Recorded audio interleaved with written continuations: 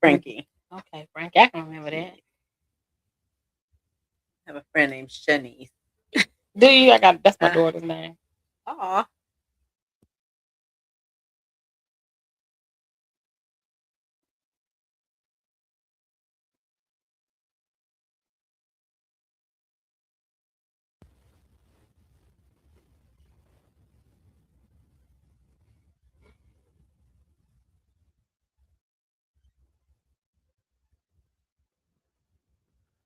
Welcome back to another episode with In the Mirror Live Podcast. I'm your host, Jimmy Jam. And today I have two young ladies in the building with me today. One y'all know from back in the day. And Miss Nisi. Way back. What's up, people? What's going on? All right. We got and Miss Frankie from Two Things Can Be True Podcast. How you doing, Miss Frankie? I'm doing great. How are you? I'm hanging in there. I'm hanging in here. Thank you for having me again. I didn't know if I would be invited back after Come on last now. time. Come on now. I didn't know. I didn't know. You know, everybody welcome here. That's one of my problems. I invite too many folks sometimes. Bring them And on. we Bring don't them have on. enough microphones for everybody. That's okay. Yeah, so that's our motto. We like to welcome anybody that want to come on here and chop it up with us anytime you like. For sure. Glad you came back. Yeah. So that must mean we doing something right. Okay. Doing a lot right. All right. Okay. Praise God for that. Everybody had a good week. Yeah. Nothing crazy. It's been busy, Been but in busy. a good way. Okay. Same. At school, this is our busy time of the year. We're getting ready for testing, all the things. So graduation right around the corner. So yeah, we're real busy. All right. It is. I coach tennis. Oh, you coach tennis? The way I'm dressed today. All right, then. Sounds the way I'm dressed. Okay. All right. So today, ladies, the topic is we got a couple of topics. Okay. Yeah, we got some subjects. Yeah, some subject. We're gonna cover some ground in here. And I'm by myself. I don't have no man help. So you scared? You ain't scared. So if you out there, fellas, help me out. I appreciate it. But the first topic is loyalty and respect. Right. Like can you have one without the other? Right. Me personally, I think they coincide with each other. Because I think respect brings loyalty, and loyalty brings respect. But each of them have an expiration date. Ah, I do believe that. Right? Loyalty have an expiration date, and then someone can do something to take away your respect for them. Yeah. You can lose the person's respect. You can lose respect. You can. So I think both of them they kind of go together. It's like the twins, Cain and Abel, or Jacob and Esau. They look different, but they still twins. Yeah. So they do kind of go together, though. I think you can't have one without the other. I kind of feel like you can't have one without the other. But then there's respect and loyalty amongst friends, exactly. And then there's respect and loyalty in relationships. And I think it's the same, but not really. Okay. You know what I'm saying? But because I've asked men, you know what I'm saying, like, what's important to you in a relationship? Because I'm out here in this very dirty pool, this very dirty dating pool, right? I would have been I don't want to interrupt you. EJ said, Frankie, sit your butt down. I'm good now. I got to get my stuff together too. It's always twofold. A lot of production. I'm a one-man band over here. I got to do it all. Okay. Oh yeah, they get ready to start up by 8:00 too. So after we wrap up, we gonna check y'all out too. Hot seat. Appreciate y'all chiming in with us. But go ahead, Miss Nisha. I'm sorry. Oh, you good. That I've asked, because I'm dating. So I asked the question. I was asking me like, what's important to you in a relationship? You know what I'm saying?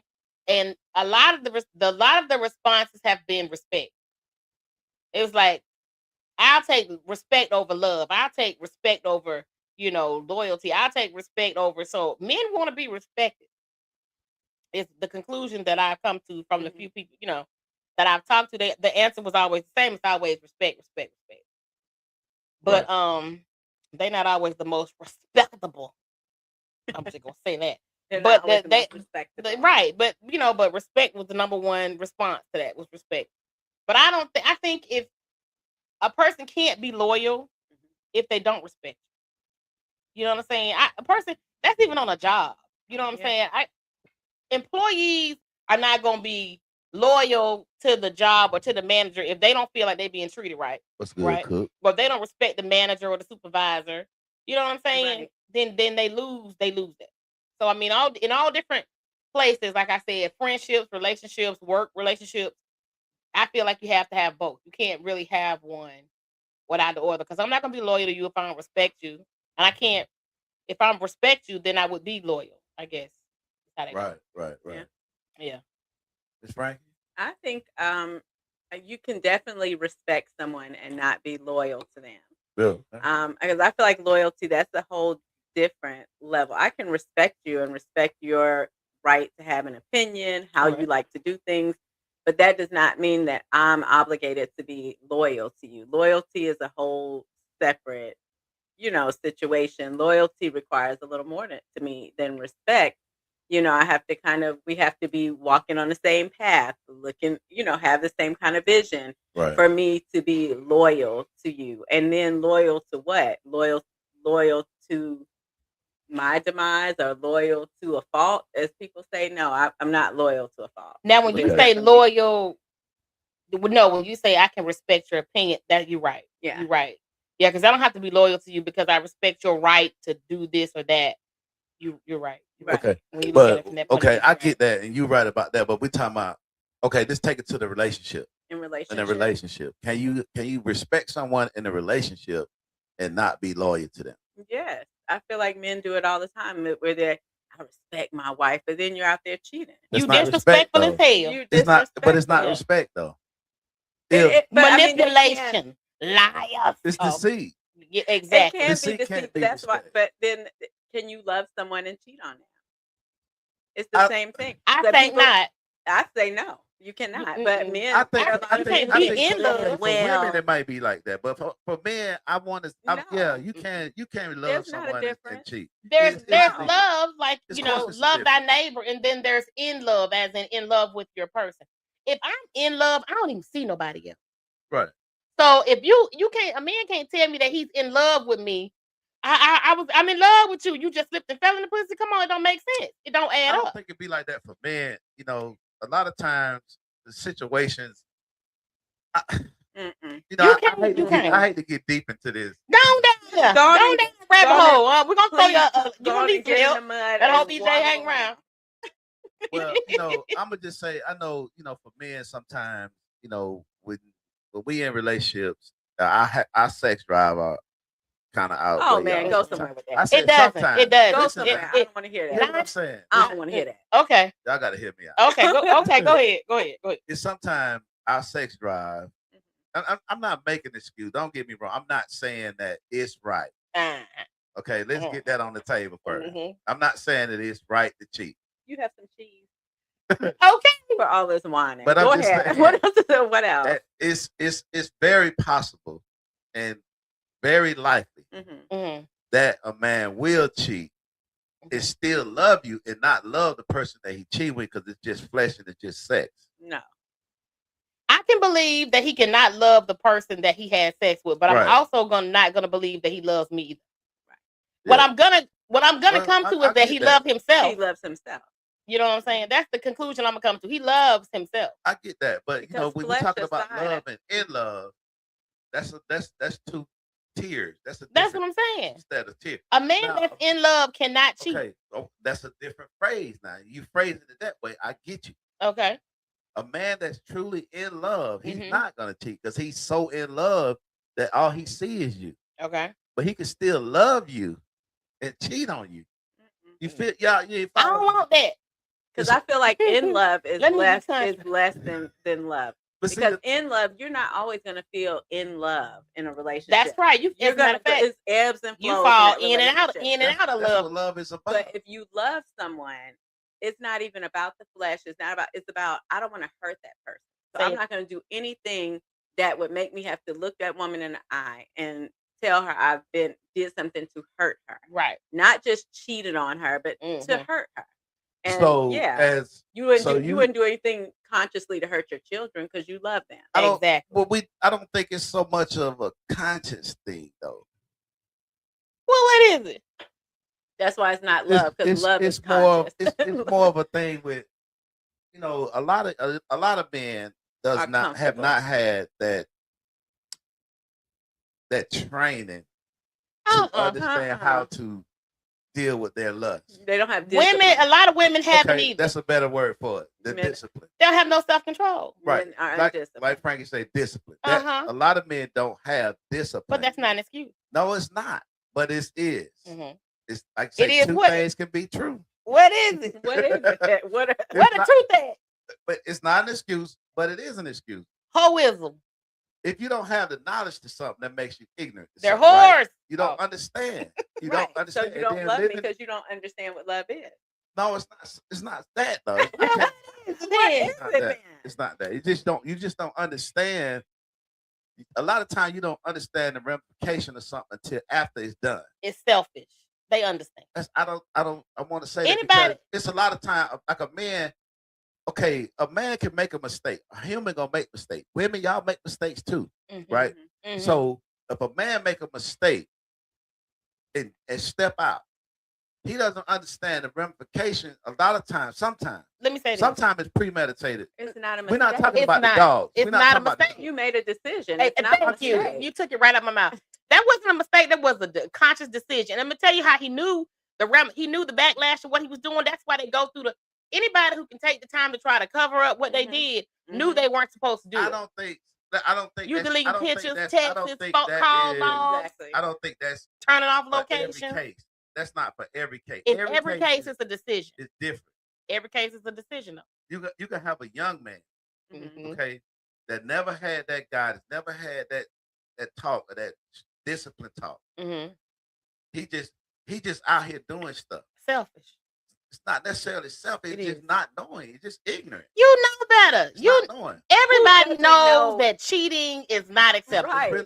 I get that part. So not knowing is not an excuse. You gotta understand. Okay, the thing about it is, okay, if men knew that, so you saying that young men know the ramifications of their actions. Yeah. No, they don't. They do. A lot of them don't until they do it. Listen, a man knows when he starts entertaining somebody outside of the person he's dating that he runs the risk of losing the person he's dating. He knows that. Right. We talk about a man, but you notice I said a young man. A male. A young man. I'm going to say people, young and old, men and women. You understand that you run the risk of losing your person by stepping outside the box. Which is why people go through the steps to try to hide. Because I was a young man. I'm an older man now. I understand because I made mistakes. And I learned from the mistakes. I took accountability for my mistakes. Mm-hmm. The only way you learn is you taking accountability for what you've done. Did you do it again after you did it as a young man, or did you do it again? No, because the first marriage, I was terrible. Mm-hmm. And I wasn't thinking about what y'all talking about. I wasn't thinking about. You didn't think you could lose your wife by cheating? You had to, because if you didn't think that, you wouldn't have tried to cover it up. No, I didn't think that. I'm just being honest with you. What did you think? Okay, stop. What did you think? I was just trying to get my nut. So you thought that you could do that, and there would be nothing would come. I know she wasn't gonna be okay. Then you knew what you meant. But the fact that I was just doing me. No, I didn't think I could lose because I didn't think I was gonna get caught. Of course, it's selfish. But that's the whole thing. That's the whole situation. That's selfish. It's not. But can you also understand that means that you couldn't be in love because you didn't even know what love was? Yeah. I can't say that because I can't say that I wasn't in love because I was. Because you didn't know what it was. I can just say that I wasn't disciplined enough to be the husband that I should have been. Yes. I can say that. But to say I wasn't in love, I can't say that because I wouldn't have married her if I didn't feel that love for her. But did I do the right thing and making it work like I should have? No, I didn't. But a lot of it was just out of pure ignorance. I mean, I will say that some things come with time. Then that's factual. Some things come with time. I got married. I got married very young. Especially when you teenage, raised up like in this 18, 19, society, got married really young. When a man raised up in this society with all that around you about the more you sleep with, the better you are. We get that stigma. We have that. See, y'all got the opposite stigma to where the more bodies y'all got, the lesser y'all value. But it still doesn't change that he know better. No, it don't. He had to know better. If you, it's like a child that's a product of their environment. Right. If you come up in a bad ass environment, two bad, terrible ass parents, what do you expect from that child? Some people do exactly the opposite. Like, I don't know. I feel like that still is still on a certain level of providing excuses, and I feel like true healing is when you know that no, I didn't love that person because I didn't know how. I can't say and that. And that's something. I mean, and the way that you see love today, your understanding of love, loving your current wife. You have to know that the decisions you made back then were made out of your ego. Right. That you wanted this woman, you felt like y'all should be together. We're gonna be together. We're gonna get married. Right. But you were not at a capacity to love her. And so, and that's not saying it doesn't matter what it's from. The reality is the reality. You did not love her because you didn't know how. And and the marriage unfortunately broke apart before you learned how to properly love a woman. Exactly. So that's not a dig at her or dig at your relationship. It is what it was. It is what it is. Yeah, she probably knows now that she wasn't in love the way she thought. I mean, of course you felt things, and that's the thing is people mistake the feelings and the emotions for love. And love is deeper than that. Love is I'm going to do what is uncomfortable for me. And as long as you're doing what's comfortable for you, then that is not love, right? Because love considers the other person. Well, I just kind of, I agree with you. 100% with that. But I just know that, we make mistakes and people do things that they wish they hadn't done after the fact. But did you wish that you didn't do it after the fact because you got caught? That's the I only never reason got why. caught. I didn't get caught. That is not why we divorced. I mean, that might not be why you divorced. I never got caught. When did she find out that you were unfaithful? Never. Today, why you saying it on? She watch it now. She's sitting there going, I knew that she didn't have any inkling in her mind. She did. Women always know. Right. No, y'all always say that, but you don't. But let me tell you something. Because you don't get the reaction that you think you would get, you would think that she doesn't know. But 9 times out of 10, everybody have an intuition that it's because it's a possibility. It's always a possibility, right? It's always a possibility that your person is stepping out on you. So of course you may have that little feeling or something, but you don't never know because if you know, you do something about what you know. Not necessarily. Some people it's kind of like if you ever heard that little saying what Tamar told whoever it was. Girl, you ain't gonna go nowhere. Leave that man alone. Let him cheat in peace. Right. If you know you're not gonna do nothing different, ain't nothing gonna change. We just talking and we got comments below. Let's get these comments. Let's get in the comments. Okay. Cook said, Jimmy, you absolutely right. Scott said, what y'all talking about? Scott, we really just talking about loyalty and respect. Can you have one without the other? Do they go together? There's another one. Cook said, wasn't disciplined enough. It was young men learn that once they get old, that's not every man though. Right. I see what he was saying. He might be driving because I know he on the road. But a lot of time when you're young, you just don't know certain stuff. Yeah. You know what I'm saying? And I agree. It's not vigorous that you really just trying to hurt this woman. It's just you don't know. I think that you know that you're wrong. Now you may not be thinking about what it's gonna do to the other person, right? But you know that you're wrong. Of course, you know when you're stepping out, you're wrong, but you don't know the ramification of what it do to the other person. Family. See, I could say I did get caught, right? But I knew it had to have an effect on my family because what I brought back home, right, into my house, and the marriage didn't work. You see what I'm saying? And then it wasn't until the children started growing up and I started seeing the effect that it had on them. Okay. And it's like, damn, you know what I'm saying? I really need to tighten up. I really need to check myself. I need to get in the mirror more often and do better. So she did know. You know what I'm saying? How was it affecting the kids if nobody knew?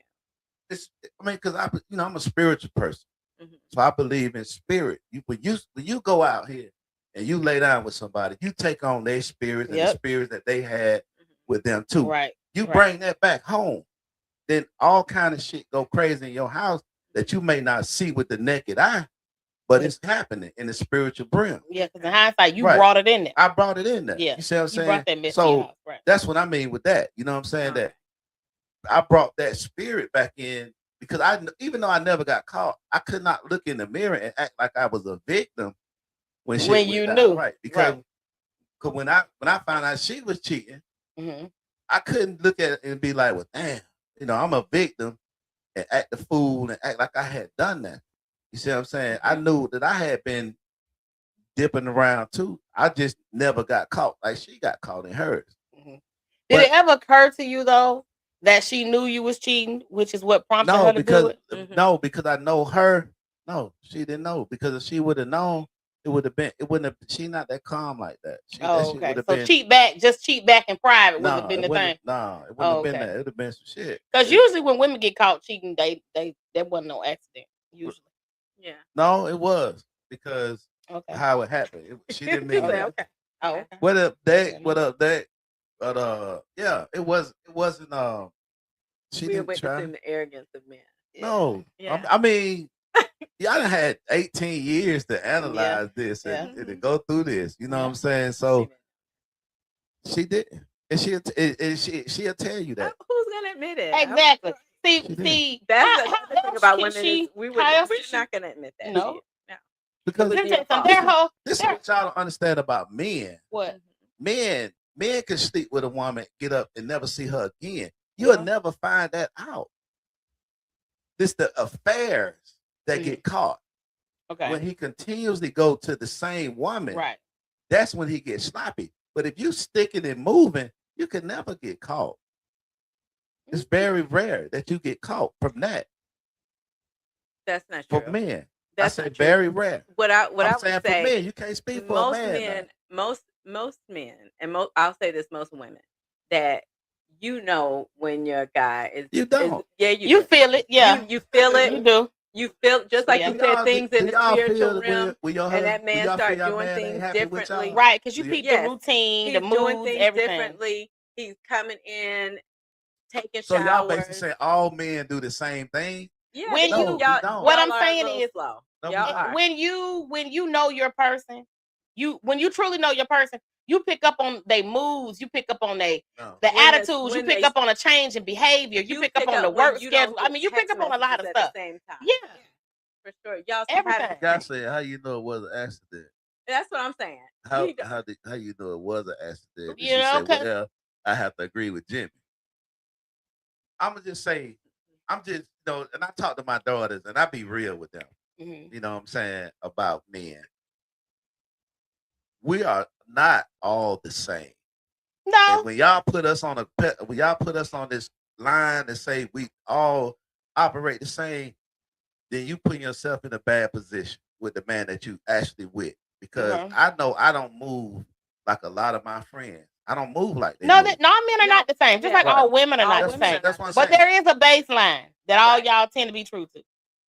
And one thing about it is your routine. Women have affairs, like you were saying. Like that's a general. That's not true either. Some women are very capable of being with someone and being like, "You do not exist. You don't exist to me because you're not in a position to be my man. So you don't exist to me. We might get together every now and again, but understand that if I meet somebody else, because you're already showing me you're not going to do what you should do. Right. So for that reason, you're not even a contender in the race. And if someone else comes along, whatever we got going on over here, it can stop at any moment. It can stop at any moment. I understand that. And I do know that our women, like you just described, but I do know there are other women that really fall for that man. I mean, they have an emotional attachment to the I think that happens on both sides of the fence. It can happen. You know what I'm saying? Exactly. You got a lot of sticking and moving on both ends of the fence. And then you got a whole lot of repeat offenders with the same person. I just don't want to believe women stick and move. They do. They do. Because if they were sticking with one person, they would be with that one person. Right. We talking about in a marriage, right? No, we talking about in any type of relationship. Period. Not just a marriage. Okay, well, in a relationship. Right. So yeah. If I know I'm not leaving my husband, and if I knew that was not an option, but I'm just not happy, I'm not gonna stick with one person. You know what I mean? I might see somebody for a little while, but I'm not gonna get too serious. Better than we are. In some instances, no. In some instances, if I'm just gonna tell the whole truth, we are work. Right. But we are quiet. Oh, yeah. They're not.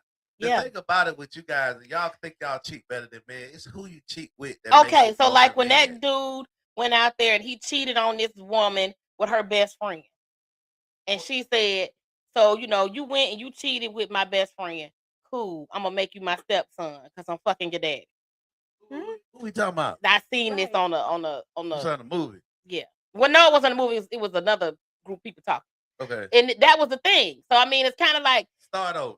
The dude cheated on the dude. He cheated. He cheated.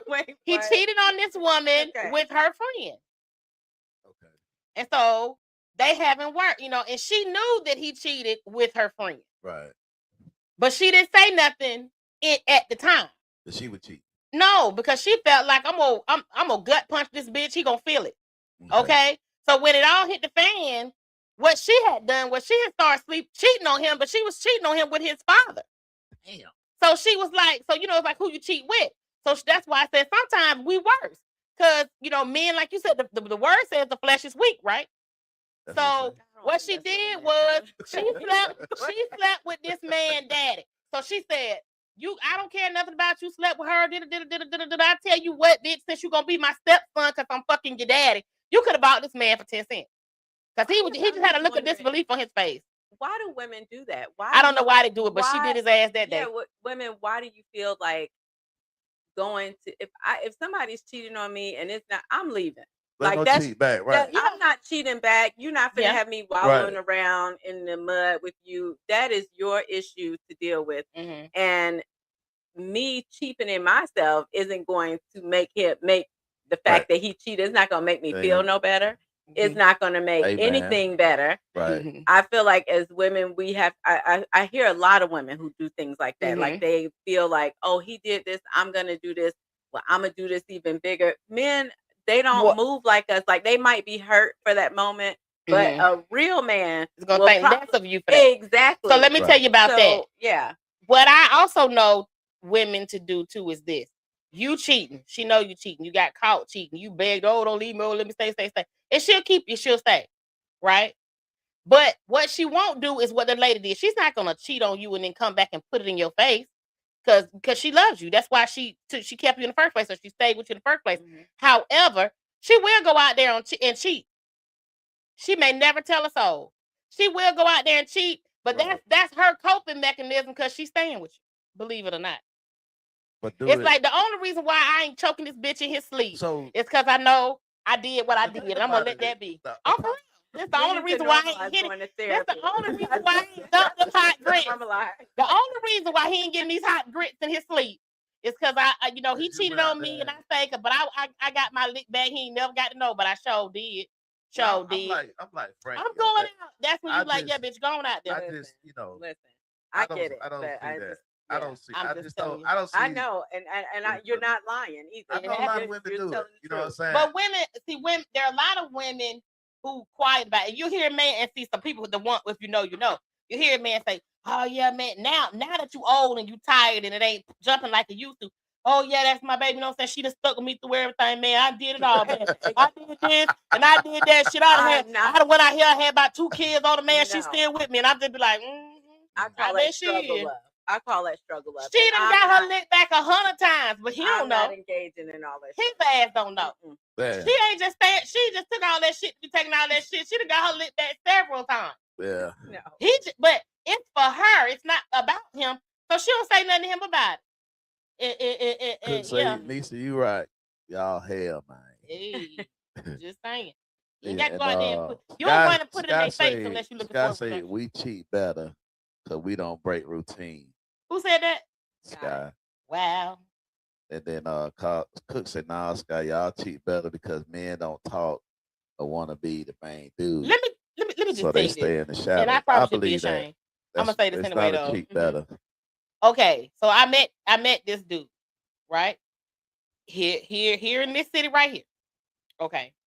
And it just so happened when I met him, I was in the process of packing up my house to move. Now, y'all, this wasn't planned. It just happened that I ended up moving directly across the hall from where this man was living. Now, when I met the guy you met. Yeah, when I met him, see, I didn't know you had a woman. I didn't know you had a baby. But it just so happened that I not only moved into the same apartments, I moved across the hall. The exact same building across the hall. And now I find out that we've been chopping it up about a month. And you live with a woman and a baby. So how did that play out? It was messed up because every time this woman went to work, or every time this woman left the house, I would have broke my lease, baby. I'm getting a phone call, open the door. So I'm getting a phone call. What you doing? I'm in bed watching TV. You were creeping with him for a while after? Yeah. Yeah. Listen, I'm not proud, but I'm just being honest. He wasn't married. Let me put that out there. He wasn't married. They were together. You know what I'm saying? The men. Okay. But you know what I'm saying? But it was like, I was like, more like, hey, yo, don't do that. You know, if I'm across the hall, I'm thinking we're done. Right. We're done dealing. But no, I'm getting phone calls like, open the door. Open the door. You open it. Yeah. And his phone wasn't blocked. His number wasn't blocked. Of course not. Calling. And my phone went blocked. So you all right. Y'all are worse. So I tried to not deal with this man because I don't want to pass by your girl and her baby going up and down the stairs. I felt, you know what I'm saying? Are you okay? So it wasn't hold on. It was. Let's stop. Okay. Stop. She said she tried to stop. I did. You just sat here. Like, sir. Hold on. You just sat here and ripped me a new one. For me saying that we don't try. Right. But now you saying you tried. I did. But do you get the difference? He was the one in the relationship. I was single. Is it a difference? No. Yes, I'm single. Is it a difference? Yes. Really? You got to understand, my role in this was I was the single person. He the one in the relationship, not me. The single person who cheats is who. I'm not cheating. I'm single. But the single person who's dealing with someone who's in a relationship, I do feel like you're wrong too. I'm gonna say this. You know, I'm gonna say this. You know it, you're wrong. You know what? Yeah. If you are, I'm gonna stand on this. I'm gonna stand on this side. Leave here. It don't make it right, but it's the truth. If you are not married, what are you? You're single. You're single. So I mean. Okay, it's his job to be loyal to her. I don't owe her no loyalty. Okay, let's talk about this. And mind you, I wasn't coming for him. He was coming for me. About this. You brought up something about this single thing. So single people feel that it is okay to stick with whoever they want just because they single. Is that what you're saying? What I'm saying is that as a single person dealing with somebody, I don't recommend this shit now. Like Pam. No, listen. I don't recommend it. No, I just want to put that disclaimer out there. I don't recommend being a home wrecker. I don't recommend it. However, I do feel like if you are single, you are free to move about the cabin as you choose. Okay. Why do you feel that? Because I'm not obligated. I don't owe nobody nothing. So you don't feel like you owe it to God though? Because God never gave nobody room to just sleep around just because you wasn't married. So single people sleeping with multiple people is no different from a married person sleeping around. Well, it's just called adultery and one is called fornication. Right. But they're still the same. Yeah. So even if they're not married, if there's as a single person, I'm gonna put it like this: a sin is a sin is a sin. So as a single person, I didn't say I'm looking down. What I'm saying is that as a single person, if I'm dating John, if I'm fooling with John and John is with Betty, I don't owe Betty nothing. I'm not obligated to Betty. I don't have to care about how Betty feels. I don't have to care about how Betty rests at night. I don't have to have nothing to do with that. Yeah, I feel like karma's a real thing, but I'm just saying. Hey, Where your morals? A single person is selfish. Would you want it back to you? No, I'm just telling you the truth. So how would you get mad if somebody single did people you be like selfish, that? huh? So how would you feel if she did you like that? I wouldn't like it, but I would understand that she don't owe me nothing. The problem is him. No, the problem ain't her. The problem is him. He is the problem. He's the one who he owes her respect. He owes her loyalty. I don't. But you owe yourself respect. Right. I don't feel disrespected. I felt very happy. Just gonna put that out there. I felt very happy. Okay, I'm not gonna sit here and fake like I did, and I enjoyed shit out of it. I did that. I did, and I repented for it, and that was that. But I did do it. I mean, you just got to own your shit. If we talk about accountability, I got to be accountable. I did what I did, and I did what I did. But you ain't, and I didn't feel bad when I was doing it. You don't seem like you what? You don't feel bad about it. You no, I repented for it. And I'm telling you, at the time, I didn't feel bad. But today, not today, I wouldn't do that. You would feel like you do owe the woman something. No, no. You still don't feel like that. No. That I think that's the root cause. Right? I don't feel like I owe her nothing. I don't. I feel like he's the one that sleep with you. He the one humping on you. He the one licking on you. He the one that owe you. I don't owe you nothing. Put that nigga on a leash. I don't owe you nothing. Yeah, but I think that but I do believe that what you put out there comes back. For sure. And so again, it's having nothing to do with her. It's just that I don't want to do that to her. I would do that to her now because I don't want nobody to do it to me. You know, like you were saying about karma. Right. But I still don't feel like I owe her nothing. I don't care. I don't give a shit about her.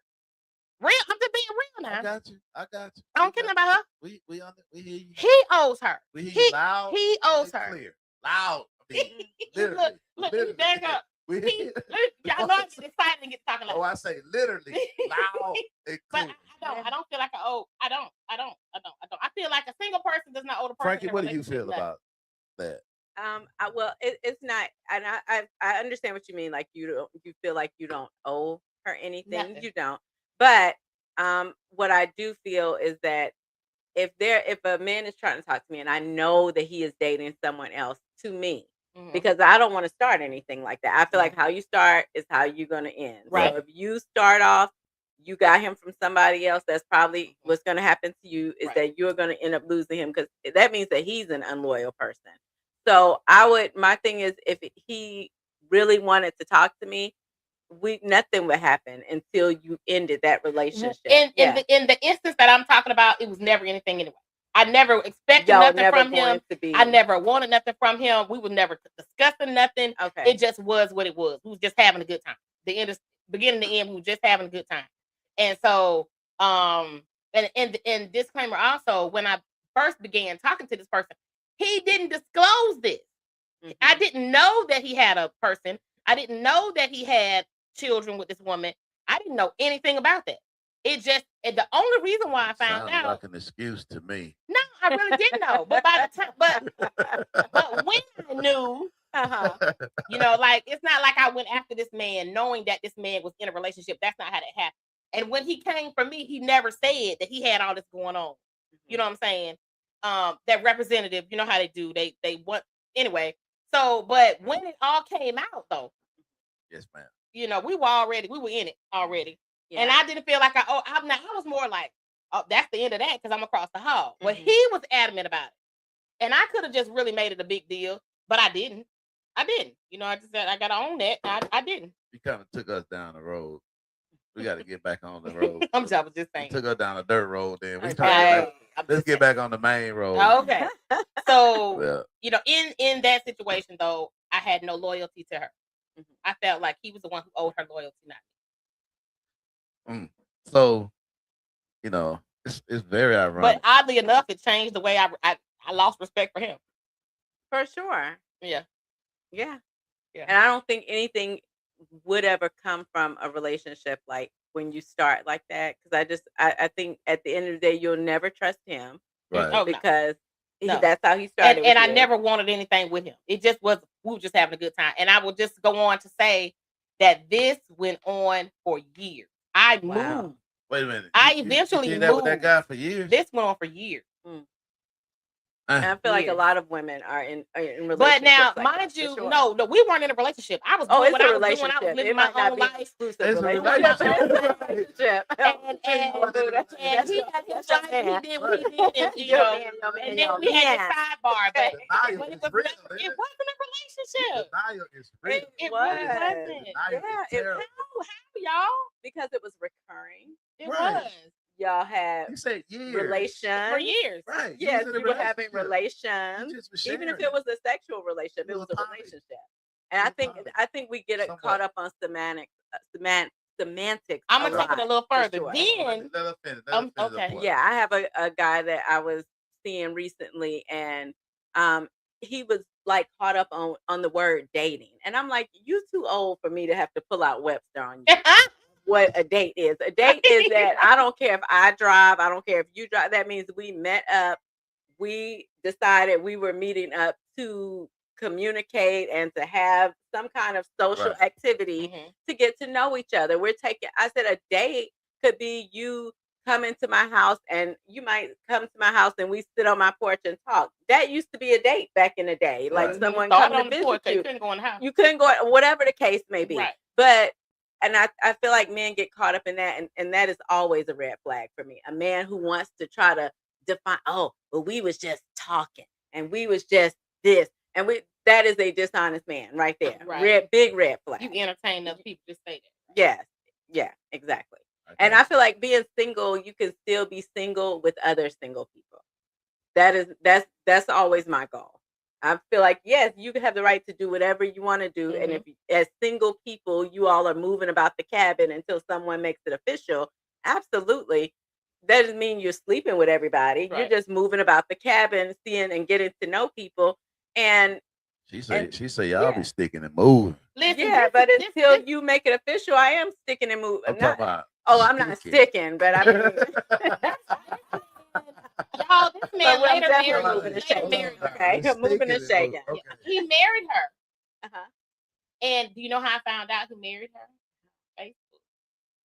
So you were still in the. So when I say this went on for years, we didn't talk every day. We wasn't in touch every week. We just linked up. Our F buddies. We just linked up whenever we felt like it over, for years. We did that. And so when I looked on, I just so happened to stumble across Facebook. And here are the pictures. Here are the wedding pictures. Here is the reception pictures. And I'm just like, wow. How soon was it before you looked at his Facebook? I mean, this is years. We have been in this doing this. Before you looked him up on Facebook? Yeah. That's like day 2 for me. I'm talking about into that profile. So I just happened to, like I said, it was scattered here and there, but it was over a period of time. So, I think he had hit me up or something, and I missed a call, or I didn't realize it was his number. It looked for me, For some reason, I'm on Facebook, and I said, let me just look him up, because we were never friends, of course, on Facebook. And I looked him up, and I said, wait a minute, these are wedding pictures? So I never said nothing else. I never said nothing about it. So I would say probably about a month later, he hits me up, business as usual, and I said, partner, you want to say? What you talking about? I said, didn't you get married? You did get married, didn't you? So once he got married. Once he got married, y'all stopped. Okay, that's when you cut him off. He was very angry with me. So what made you stop because of the marriage? I respect marriage. But see, if you're not married, you're single. So if the person is single, I don't care how long they've been dating somebody. Right is right, wrong is wrong, but free game is free game. Let's get on when he got married, I cut him off. And he didn't like that very much. Let me just tell you that. I got called off. So what? The married part. They was already married while they was together. No, they weren't. They were. Well, I'm just telling you. They were not legally married, but when they became legally married on paper, I exited stage left. So basically the law makes it different, not the actual relationship. The marriage is just a relationship. I'm with talking a man about and a woman. The way that marriage is viewed in society as legal. Right. Is once they became legally married, I exited stage left. And I want y'all to know he kept coming after that. Of course. I mean, you got married. Go be married. He kept coming. And then, but I kept on because he started out, bro. He was already married when he was sleeping around with you and living with her. Finally, so just because he go down to the courthouse, he felt like you were gonna open the door. That's why he kept trying. Yeah, and it was hard not to open the door. But I didn't. Went for it all that time. You said this was years. How many years? See, I didn't feel it went on for years. How many? 5. Damn. It went on for years. But when they got, when I found out they was married, I exited stage left. I did, y'all. When I tell you, you got a good 9 months. But see, you got to understand, like, 9 months. I never wanted anything with him. If that long. 9 months. That's 9 good months. That means you've been good this whole time before I'm gonna be like asking. But if it's shaky, you got less than that. Oh, if it's shaky in the beginning, it got to wrap that up, right? But you wrap it on that. Let's wrap it up. Bad at the beginning. You got to go ahead and get out of that. Get on out of that. I never wanted anything with him. I never wanted anything with him. You wanted something. I got it. Right. But I'm saying I never wanted anything with him. None of that time did you ever feel like, because I feel, I'm not acting like I've never been in a relationship like that. So it's like, I feel like there are the ebbs. I'll be 50 next month. You've been to something like that. Not like that, but I mean, where the person you're just dating them or seeing them, but it's nothing official, right? And it goes. They got a whole woman and a kid. No, not a woman and a kid, but take that out. But still, that's another tier. That's a whole other tier. But I mean, the relationship between the two of you is what I'm asking I get that part. Did you ever have ebbs and flows, like maybe where things were going very well, and you was like, I could see this going somewhere, but then something would happen and jar you back to reality? No, because I lost respect for him. The minute I realized that. But how you were still sleeping with him? Listen to me. I never wanted anything. I never wanted anything more than what we were doing. And the minute I realized that you can cross the hall, you know what I'm saying? You're gonna leave your baby, your child, in this apartment by themselves. So you can tip across the hall. How was? Small. Put in a what's the little thing? Playpen. The playpen. Yeah, you can leave the baby in the playpen. The baby sleep. You cross the hall. But he wouldn't even been attractive to me. But the thing that I'm saying is that it would have been a Sahara desert over here. But come on, what the attraction was? I get that. It was just the meat. But that ain't even. But I never. And so what's weird about that? But men do this all the time. I don't want him. Do what all the time? Even if I could have had him, why we have this discussion every time me and you sit down? It's the truth. About what men do. It's the truth. But it's like you always talk about the worst of the men, though. Well, I'm just saying, in this instance, don't want like a man want to be like a man will sleep with a woman and no, he don't want her. He don't like the way she living. He don't like how she treats kids. He don't like that she don't work, but he'll hump her though. Let me say this to the women that might be listening. Don't try to imitate the worst of the men. Please, I'm not trying to imitate. If you want to imitate a man, imitate the best of the men. If I could have had him, I didn't want him. If you're gonna do that, which you shouldn't do that either. Anyway, you should be a woman and stay in your femininity at all times. I didn't want him. But I was very feminine. I hear a lot of that, not just from you. I hear a lot of that what men do. We should be able to do. No, why would it wasn't even about that. It's just as simple as I knew the type of man he was, and I didn't want that. I would not have wanted that type of man for my own. Why would you give your body to a man of that caliber? Because he knew what he was doing. Sexual. So just sex. The roles do too. That's all it was. The roles know what it's doing too. It's faster, quicker, cleaner.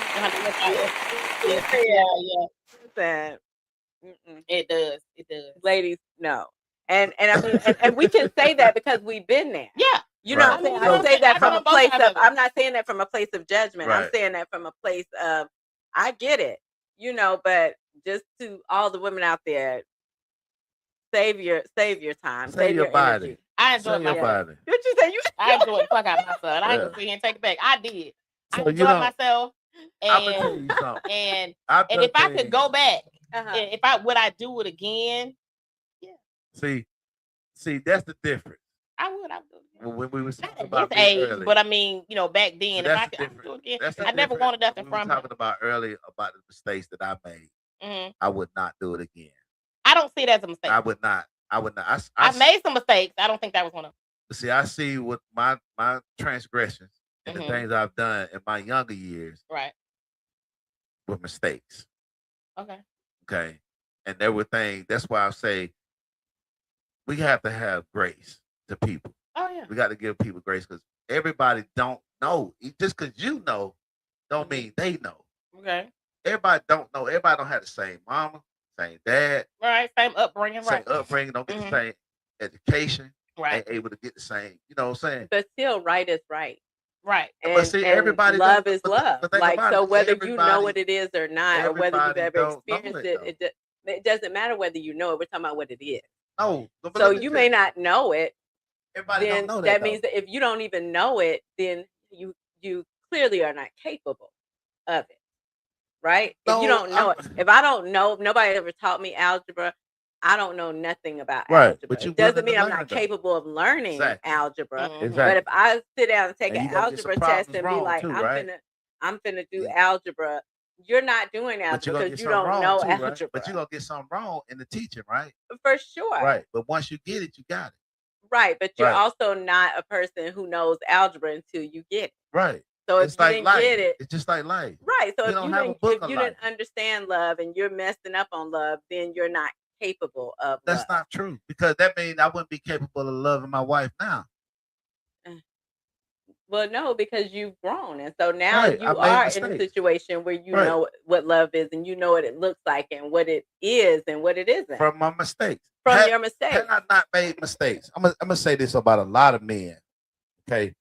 A lot of time men have not had those opportunities to come back from what they've made, the mistakes they've made. Mm-hmm.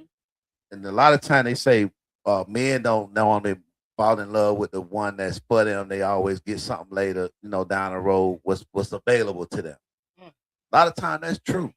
They get what's available to them and then go through hell with that and realize what they lost. But while they had it, they didn't know it. So can I ask because they just did not know it. It wasn't that I didn't want to know it. It's not that I just was just turning the blind eye to the fact that this was a good woman. But if I've never saw a good woman, then what is a good woman? I have a question. What is a good woman? So, okay, a man is maneuvering himself because he's learning and he's making mistakes. Depending on the man. And in him making his mistakes, the woman he's with, be it the wife, the girlfriend, whoever he's with, he makes mistakes. Okay. Do you think that him making mistakes causes her to lose respect for him? Of course. And if you lose respect, you likely lose what? Loyalty. Of course. Okay. I just want to make sure. No doubt. We agree on that. Okay. Yeah. Okay. This is what I was saying. A lot of times men will fumble the bag. Mm-hmm. They'll have a good one. Mm-hmm. And because of the ignorance that they have and the lack of discipline, they lose it. And it's not until they get with Jezebel down the road, they realize it's not. A lot of times, it's not. It is some men out here just freaking dogs. Okay, I get that. There's some men out here that know they got a good thing. They just so caught up feeling themselves. They feel like they just the best thing. Just slice bread. They're gonna sleep around and just do what they do. They have no regard for anything that there are men like that. Okay. But there are some men out here that just don't know. They don't know. They don't know what? They don't know what's a good woman. They don't know. Because we had a discussion the other day. What does a functional relationship looks like to you? Do you have a model? Not something that you thought up in your head, but do you have a actual model? Parents, grandparents, uncles, someone that you can look at and see what is a functional relationship. And 90% of the people in our community can't say they do. But they don't know. I think 90 is a bit high. Because whether you know a teacher. But why the divorce rate so high? Because that's the divorce rate is divorce rate is 50%. You got a 50-50. The divorce rate is high in our community and not no other communities. That's not true. It's 50%. No, it's marriage not. Overall. Not in the white community. It's not bad. Is 50. In the Mexican, look it up. Marriage is 50. Is 50%. Now a lot of 50%. What is that? I mean, it's the 50. It's almost half. Either it's going to work or it doesn't. No. Now We're not talking about divorce rate. Now, I think it didn't work. What I believe is that other communities will remarry because they remarry at the same rate that Black people remarry, or maybe a little higher. Whereas Black people might get a divorce and then I'm done with that. But have in other communities, because divorce rate of all nationalities all over the entire Where world. cite your source? Black Americans. Cite your source. The Black Americans, not the Caribbean Americans, not the Africans. The source is the numbers in the numbers in the city. I think that is the source. That is a misconception. However, that's not. We can actually look it up. Let's look this up. You go ahead and speak, and I'm gonna look it up. Look it up.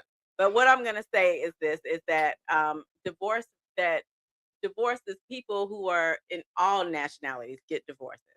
But I think, it's not a matter. There are plenty of people who are successfully married who've never seen anybody be successfully married because they're committed to doing it. Exactly. I feel like when we start throwing out stuff like that, that's what gives our community excuses to say that we don't have to be better, but we need to be better. I think it's a choice. Yeah. And it's a choice. You're choosing to stay. That's not what I was. That's not what I was saying. Hold on. That's not what I was saying about. But I feel like those narratives is what it. It's the those facts. I'm just speaking the facts of the situation. The fact of the matter is, we have the highest divorce rate because we have the least amount. We talk about it on this show all the time about single, independent, strong Black women being on their own, doing their own thing, and the Black men are not there. We talked about it before we started the show. When we going into in a minute about where the Black men that love church, that want to love God, where are they? Where the single men in church? Right. We talk about that a lot. So you can't have those kind of conversations and not have a bad divorce rate because you don't see white podcasts like we see Black podcasts talking about these same things that we're talking about. And some of it is conditioning. Black women have been conditioned since slavery to, when they were snatching your kids and your husband away from you, to be independent, to be strong. Right. And so that just trickled down the tree. And so in other groups, I think they're taught to be more dependent than we are. And so that's why, Black women will walk. You know what I'm saying? You're gonna cheat on me and beat on me and trick on me and do all of this. And Black women tend to walk. But aside from that, I saw something and it said that Black men and Black women high divorce rate. And Black men and white women, high divorce rate. And Black men and women of other groups, high divorce rate. And then it said Black women with men of other groups, low divorce rate. So how are the women the problem? Nobody's saying that. I'm not saying. I'm just saying. I'll put that out there. You were right. We do, but also we have lower marriage rate. Yes, because they will because they see divorces and they don't want to get into it. Mm-hmm. Because most men now, we look at this generation right here now, they don't want to get married. A lot of them. When I'm not speaking about everybody. They're not getting married unless the women ask them. They so soft. I'm not speaking about everybody, but I'm speaking about the mass majority don't want to be married because they seeing these high divorce rates, especially in men. They afraid of losing their shit. I don't even think that they singing the high divorce rate. I think that they just don't want to commit. But it's not just they seeing marriages from people that are not happy. The married men out here in the club, we talk about all the time. They still sleeping. Yeah, they should stay single. They still running around. So if you looking at that, you don't want that. You see what I'm saying? But you don't have to be there. You don't have to. It's a choice. Yeah. But we're talking about younger generation. It's still a choice. That's impressionable. Right. You see what I'm saying? You got to understand that children are impressionable. Right. It's not what you say, it's what you do around them. Mm-hmm. So they looking at what you're doing, not what you're saying. Okay. So if they seeing this, it's discouraging. Well, let's put it like this. There are men who were raised in the house without a father, right? But then they turn around and they become a father and they're the best father you ever did see. They're in the house with their kid. They're doing all the things that they wish their father would have done, this and that. And I feel the same thing applies to marriage. You seen what a train wreck of a marriage look like. Do the opposite. It's a choice. So it's still a choice. The thing of it is, what does it look like? It can be an example of what not to do. No, it doesn't have to be an example of this is what it is. It can be an example of this is what not to do. Well, and I think that's part of the problem is that in relationships, it's not a matter of what it looks like. you have to define your own relationship. If you're looking at the next couple to say, oh, that's how I'm supposed to be, or overlooking at people on Instagram saying, oh, that's what couple goals, that's how you get into a bad relationship. A relationship should be between two people. It may work for me and my husband to live in separate households, and we come together when we want to. We hear a lot of people doing that, who are married and do that at this point in their life. Who is that? One of the celebrity, I think it's Viola, not Viola. What's her name? It's what's her name? What the young Keke Palmer? She said when she gets married, she don't want to share houses either. Yeah. And then I've heard what's my girl that do all that cussing, the comedian, had the TV show. Exactly. She was saying that her and her husband in the same house, but they in different rooms. Yes. So it looks different for different people. And so I think that's where we have to get as a community. I think younger Black people, that's what also the statistics say, is that younger people are choosing to get married at younger. They're not putting it off maybe the way we did. And now you have all these older men who are divorced and in their 50s and either dating very young women or they sitting around looking for a nurse with a purse. You know, I love it. We're not doing. You ain't sitting around a nurse with a purse, and we're not going to sit around here and picking these sickly men up, taking care of them. And now that you got diabetes, high blood pressure. Bye. We're not picking these sickly men. That's why they up in the nursing home now, falling out the bed. Right, by themselves. Somebody come wipe their tail. Because you are out doing what you wanted to do. And I feel like younger people are choosing not to do that. And they're defining what a happy relationship looks like. Yeah. And it may not look like Leave It to Beaver, because we are not that white suburban people. Will the Hill, appreciate you chiming in. She said it's Shirley Ralph and her Shirley husband. Ralph. That's right. That's right. Separated. Yeah. Thank you for that right there. Thank you. Yeah. I could have thought that was I thought I saw Keke Shepherd, whatever her Keke name. Palmer, she did do an interview and she said that what it looks like to her is not living in the same house. She's like, we can live in the same neighborhood around the corner, but I don't want to share a house with him. That's what she said. Because sometimes that's what I mean. And I'm gonna tell you at this point in my life, what did he say? Cook. What did he say? What Cook say? I don't know what he's talking about. We do what all the time, and it says it's the man she chooses to deal with. So who you talking about? Denise? No, you talking about Denise? Oh, that don't happen all the time, Cook. It was an isolated incident, just a long incident. It was isolated though. Yeah, it was a long yet isolated incident. I don't know about isolated. Listen, it was long. It was. Yeah. Long but isolated. You right there, Frankie. I agree with you on that. And I think at my age, I think I would be okay with just having someone who we spend time together. I don't know if I want to change. I like my alone time. I like going home and deciding I'm going to have girl dinner if I want to have girl dinner. I don't have to cook if I don't want to cook. If I don't want to get up on Saturday and play Molly the Maid, I don't have to. You know, it's like at this particular stage in my life, I think it would have to take a very particular guy for me to interrupt my flow at this point. You know? Yeah. I get it. Makes sense. And then so while we're kind of on the kind of easing into the dating thing, right? I was talking to Jimmy and I said to him, I said, what is going on there in the church? Because the question was, which we had visited this one time before, which was dating while seeking God, right? Yeah. Where does the woman that's chasing God find a man that's her equal, or that she's down on the same page? Because if you go into the church, any church, and if anybody is listening and you know of a church that's opposite of what I'm saying, I would love to know where this church is at. But in the church, there's couples, there's old women, there's old men, there's maybe some widows sprinkled about, and they're usually older also. But there's lots of single women, just single women with kids in the church. There are no single men in the church. Are all the single men going to hell? Because ain't none of them in the church. This is a real observation that I made. And if somebody knows something different, I really want to know. Because my observation is that there are no single men in the church. Heaven must be full of women. No. Because wait a minute, if they going to heaven, what the hell they raising out here? I just need to know who opening the back door.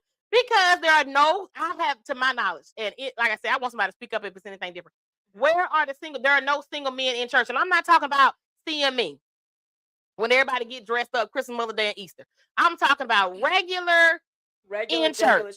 Regular church. You there on Sunday. You in the van ministry. You in the choir. And I ain't talking about that tambourine player. Y'all know what I mean. Don't make me say it. There's one in every church, but that's not who I'm talking. I'm talking about straight single men in the church. There's none in there. There's no straight single men that are regularly attending church. I ain't been in the church, seen none. I mean, I can't pull 4 out of one church. Frankie, you feel the same way? No, I don't feel. I do know what she means, that because it definitely depends on what church you're going to. If you're still going to your home church or whatever, you probably won't find anybody. I feel like you have to visit churches, number one. And I do feel like at larger churches, I feel like a lot of the single men go to the larger ministries. But I will say this, they are worse sometimes than the men who are outside. I would almost dare to say I would prefer to find someone on the outside and bring him in to the church than some of the men, because I feel like they are so rare that they behave in that manner, that they are rare. They know they're rare. They know they have their pick of the litter. So how would you act if you're at the top of the food chain, able to pick and choose? That doesn't leave Christian women in a very good place. I just don't never see them. So do going to church make a man a good man? No. So why it's some people preaching in the church that ain't a good man. Someone who's aligned. But what I'm saying is, if you're a woman that's chasing God, or you know what I'm saying, you're a woman, you're trying to live in a godly way. You want a man, and you want a man that's gonna be able to do that with you, okay? Especially when a man's supposed to lead, right? You where do you the chance of you finding that man is slim to none? So if you want a man that go to church, not just go to church, a man that is a Christian. A man that is actually in the church. So what I'm saying is that if I'm a woman after God's own heart, right? I'm reading my word. I'm going to church. I'm active in my church. You know what I'm saying? I'm trying to live for God. What's the comment? So I'm a member of a large church, and I know some of the married couples, but I don't know who is single. Right, because there are few to none single men that actively attend church. With you. Right. I was attending my father's church before he passed. I've been to my sister's church. You know, I visit her church. I visited a couple of other churches. I've been to the church right down the road before years ago. Mm-hmm. Not that I'm looking, but I just noticed. You looking? No. I wasn't. I mean, it just becomes obvious when you look around the room, everywhere you go, and you see this. You see old men, them the deacons down there. You got your deacons, right? And then you got the older women, you got the widows, you got the couples. You see all them women. Them single, right? No, they're 100. And most of them are single though. No, sir.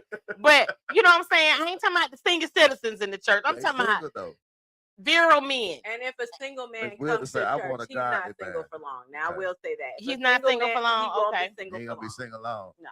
But they're just not. I mean, I'm saying there's an abundance of single women and single women with and without kids in the church. But the single men, it's like looking for a four-leaf clover. I think with that thing, but this is my thought to that. Unicorn. I think with that, women tends to want to get to heaven, and men don't. Well, women have a latch on Christianity. Black women have a women latch seeking God, and men are not. Let me just say this, because I can't say who's seeking or not. I'm not gonna say that, but I'm just saying women tends to have more of a connection with Christianity than men do. Why do you think that is? I mean, I would say it's biblical though. It was like that in the times of the Bible. Y'all were created first. Exactly. What do you mean? He gave y'all a head, didn't he? But I'm just say this right here. You asked me why, right? Right. You want to hear? I wasn't finished. Okay, let me hear. I wasn't okay. Do you know the story of when Jesus was crucified, right? Okay. Jesus walked with 12 disciples. They were all men, right? I'm about to say ghetto Bible stories. Go ahead. Okay, you got to say that. Okay. Ask me I'm listening. my reason of why I feel like women have a more of a connection with Christianity. Right. Right. Okay. Now I have to get that analogy. Because that's where I get my analogy. Come on with it. Yeah, finish telling the story. I was just making a joke. Okay. Go ahead. So during that time, Jesus walked with 12 men, right? They saw him do everything. But they left him. They deserted him when it was time, when they had to make a choice. But who stayed with him? Who was women? There? The women was there. The women. We already know the women were there.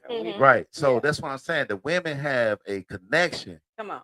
With Christianity more than men do. Black men. We're mentally stronger. Emotionally and mentally. I get the I give y'all that all day long. I'm still trying to understand why though. It's clear that women have a stronger connection, but why is there a disconnect with the men? We understand women are connected. Well, you have why are the men disconnected? A lot of men, what I hear, a lot of men just feel like they don't believe in Christianity. Well, you also have to think about the history of it, that men that we don't believe, when they started welfare and all, the men were pushed out of the homes because they needed help economically. So in order for the woman to get help, the man couldn't be in the home. So as they pushed the men out of the home, you have to understand that also meant they left the church as well. And I feel like the church is doing a good job of trying to get out and reach these men. And there are men who are seeking God. I see them all the time on, just different influencers or men who make Christian content. But again, they live far away. They're not in your church, or they're just not in the majority. Period. Anywhere I go, they're young. A lot of them are very young. They're now, just so not. Because a lot of men feel like Christianity was pushed on us during slavery from our slave masters. And they just don't. They don't want no part of it. Don't mean that they not. So we agree. Right. I'm just saying, like a Christian woman. The church, because a lot of times it's a lot of BS that go on in the church. Well, what I'm not gonna do today is crucify the church, because the word is the word. I don't care where you put it. I know, but what I'm asking why the men. If you're gonna ask why the men not in there, right? Then you got to be able to listen to the answers to why they're not in there. I hear you, but what I'm crucifying it. What I'm looking at is what it is. How is a woman who is seeking God? How is she dating if she's seeking God and she can't run into somebody who's like-minded, who's also seeking God? Because a person who's in the church, who's dating, who wants to date anyway, like-minded people, you tend to be in places, you do things with your church. You at the church had a plate sale, or they had a yard sale, or they had a revival over here at this other church, or there was a women's night over here, they had men's night over here. You tend to be in them circles, but if there's nobody in those circles. There's a comment right here. We're gonna talk about this comment. Let's hear it. Wilder says some couples don't attend the same church. Some couples don't. So, that's true. Is that a good thing? I don't think so. I don't think so. I mean, I get it. Although for me, I don't like to date men that go to my church. Because I feel like if you break up, who get to church? Like now, either I don't want to go to church. In the separation, who get the members? Right. Hey, look. If we go to the same church, leave me alone, because I like my church. Leave me alone. I think if you are, I mean, if you're dating, I think you go through a thing where you visit each other's churches. Like the church is the problem? No, it's not the church. I think it's just the population of many churches, and I think there are so many churches that people are spread out. Like anywhere from 350 to 450,000 churches in the United States, and nobody. 1,000. Yeah, and a lot of people church hop. They're not even, they don't have home churches. That's me. Yeah. Mm-hmm. They just go from church to church. That's why I think it's more important to find someone who's aligned with you spiritually. Like I asked that question, and no tea, no shade, but it's just I'm a Christian, and I feel like I would want to be with a man who has Christian beliefs, not Islamic beliefs, not because that's not what I believe, and I feel like you're already starting off. off. Right. This ain't the yoke already the ain't yoke yoked. is unyoked. Right. Okay? Yeah. We're not yoked. But it's kind of like if you are a woman who wants to date a like-minded person. For example, if I like the club and drink and get high and smoke, I know I can find that at the club. I know exactly where to go if I want to run into that. But if a woman wants the opposite of that, how does she run into that person? Because he ain't in church. I think we found that barrier then. What is that barrier? That religious barrier that black men and black women share, because I don't hear black men talk about church like black women do. Exactly. Because is that because they don't believe? I don't think they don't believe in God. They don't believe in the church. They don't believe in the way it's going about being done by the Christian church. They don't have any faith in Christianity whatsoever. They don't. So how you have faith in God? It's when is God was a Christian though? God is not a Christian. The Christian was a label that was given by a man though. Now this God is just God. God is God Almighty Lord. It's not. I'm just talking about in general. I'm a Christian. If you're a Christian, it's like this. I don't knock anybody religious belief, because it's like at the end of the day, we all trying to do the same thing, and that's to be pleasing to God. Mm-hmm. We just do it differently. We just go about it differently. Where does a God-fearing woman run into a God-fearing man? Because we're talking about a Christian woman run into a Christian man. Then you're gonna have to get it in a Christian church and find what else in the church. But that's what I'm saying. There's none in the church. Men going to hell. Write it down. I'm sorry. I said it today. Write it down. They not going to hell. But you got to think about it. You got to think about it. What you're saying. Listen to what you're saying. I'm saying there are no men in the church. You want a Christian man, right? Because you believe in Christianity. And men, the predominant black men in this society don't believe in Christianity. That's why they're not there. Now, so what are you going to do? What can you do?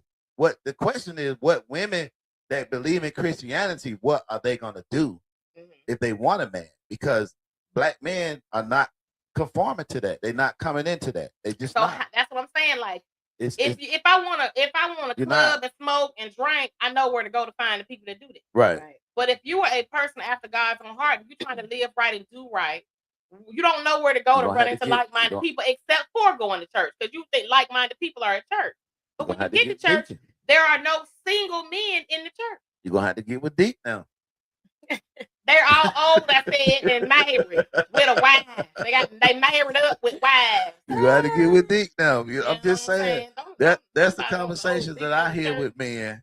A lot of men, they just don't believe in it. They don't.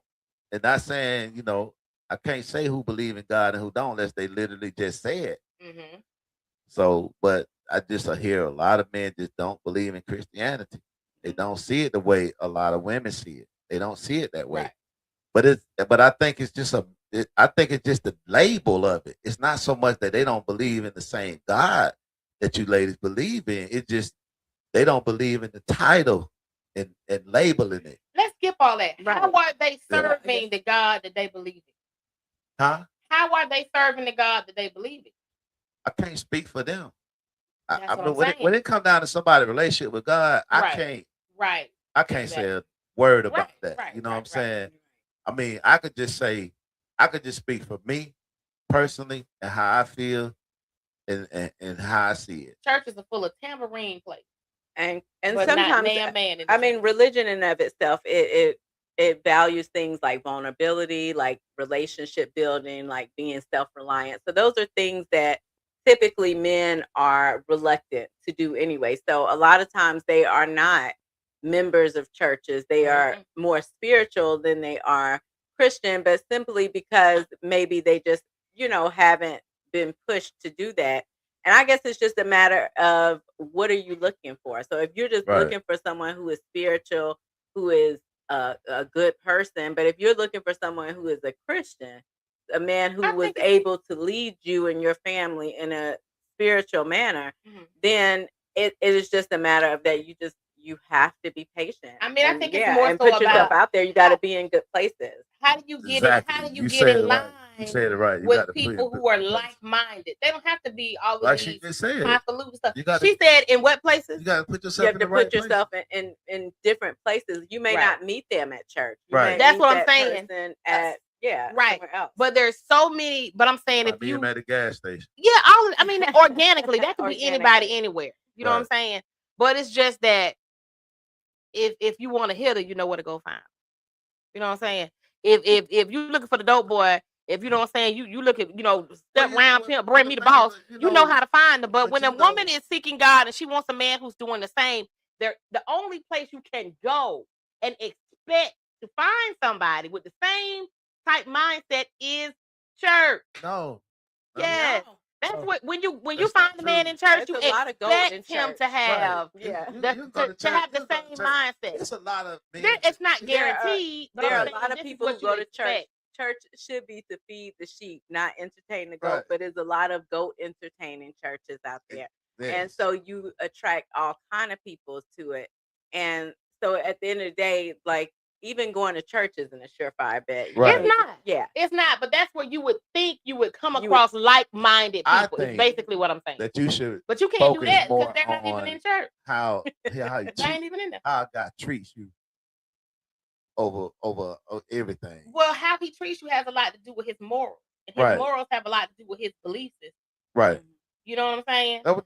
It's what it really comes down to. But like I was saying, I mean, these are religious beliefs. Religion and spirituality is not the same. A man is supposed to love his wife like God loved the church. But if you don't know nothing about the word, then you don't know how God loved the church. So how you know how to love your wife? You know how to, like we just talked about, right? You learn how to love the more you mess up. You learn how to love. You learn how to love. You think because nobody taught them. Right, you learn. But in the word teaches you. The word tells you. Do the word teach it or not? It tells Thank you. I just looking for a little clarity over there. It tells you because it's a word. Well, what else supposed to do? That's what seeing a healthy marriage is. Just somebody showing you. They're not teaching you. You how, don't know what's going on. The Bible gives you guidelines. Better to learn than to see it. The Bible gives you guidelines. Because dictatorship is about telling you, but actual true leadership is showing it. It's doing it. The Bible. Right? Do you agree with that? It out. No. Do you agree with that? Do I agree with what? That dictators tell you to do what I say do. Right. But real true leaders say do as I do. Right? Yeah. Do as I do. Right. Not what they lead by example. The word says. Right. Which is what the word is. It tells you. I do. Right. So the best example is what? Well, what I'm telling you God's is that word. if there's if there's nothing in front of you, God's word. If there's nothing in front of you, the best thing you can do is pick that up and read the instructions in the church and all. If the church was just so great, then why is it so fucked up in this world right now? I think that people are confusing something. I mean, there is the word and then there's church. Right. See, church is gonna be different everywhere you go. And but the word is the word is the word. And church is just a group of entities. Right. Okay. Say that again. The word of God is perfect, not church. That people are confusing. Right. There's the word and then there's church. Right. So you don't have to find a good man in church. As long as he living his life according to the word, he don't have to be in church to do that. No, he might not meet him in church. But what I'm trying to see, you getting it, but you're not. See, the thing is, like, what I'm saying is, there's a place for everything. You would expect. If I want food, I go to the grocery store. See what I'm saying? If I want gas, I go to the gas station. So if I want to get high, get drunk, party, get screwed, whatever the case might be, I can go to the club. I know where to go find it. But when it comes to finding a person who is like-minded, you would assume you could go to church to find someone who is like-minded. But you can't because they're not in there. Whether they like-minded or not, they're not in there. The church ain't. And there's so many options for church now, with online church, and there are some people who are members of churches that are in a different city, and they go faithfully, but I'm just going not online. Just your church. I mean any church. Any church. I want anybody that can name just 10 men that come to church on a regular basis. Ms. Wilder just said they can be in the church and not have the right mindset. They might not, but when you're seeking that, I can go to the gas station and they out of gas. But this is where you would normally find gas, but they're out of gas today. Same thing with that. You can go to the church. The idea is to find like-minded people, not perfect people. like-minded. But you can't do that because they're not there. The point that I'm pointing out is they're not in church. I know they're not. Which is awful. But you asked why. And I guess there's some in church, but typically not. They're not the ones you want. I can't go to one church. Right, because deacon them in there. I said they're married, they're widowed, or they're 100. I'm talking about their glory days are long and gone. No, I ain't talking about them. I'm talking about the problem that Black women have just across the board, not just Christian Black women. I mean, just Black women, of course, is going to be even less when you get into smaller subgroups.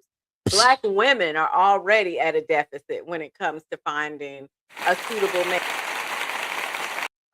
Them already being in a relationship, them not being emotionally, spiritually, financially able to be in a relationship. That's true. So all these things play a part. So of course, when you then downsize it even more to say they, I want somebody who's chasing God, that's or at least trying to get close to Him. Yeah, that's even a smaller pool. So I think that's just. I don't think it's a church problem. I think that is just a Black woman problem.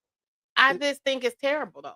I'm not blaming it on the church. I'm just saying that when you go into an establishment, I mean, and I want anybody that's listening to tap in. I can't name 5 single men in Nan church I ever been to. Okay, that's a bit 5, just 5. But see, you can't name. Somebody else can. There's 30 single women in there, kids and women. But you can't name 5. This is the point we're trying to make. They're not anyone that I think we're both trying to make. Just because he in that church don't mean he's a suitable candidate to be a husband. I'm just saying they're not in it. Right. They're not just saying, which is alarming to me. Why? Because why are Black men not? I just told you. God in the church. I just told you why. You don't want to take the answer. Are seeking God in the mosque. Some of them are seeking God through and I was gonna say other spiritual measures. Now, so I mean, I will say this: the one place where the men either equal or outnumber the women is at the mosque.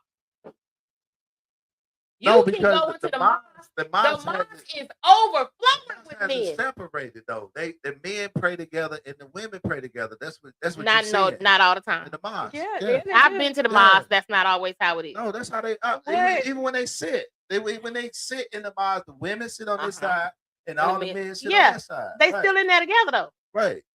But I'm saying when I go into any church situation I've ever been in, there's never any single men. One place where there is an overflow of men, young, old, married, single, widowed, is at the mosque. This is what overflow. This is what you got to come to terms with. But are they ready? I'm not saying. I don't know. I don't know. I haven't taken it that far, but I'm just saying visually. By the numbers, that's where they are. This is what you're gonna have to come to terms with. That Black men, that Christian, they going to hell. No. What? I ain't gonna say that. I'm just saying though. It's just something that I happen to know. Well, I'm just gonna say this: what you're not gonna see grow is the Black man's presence in church.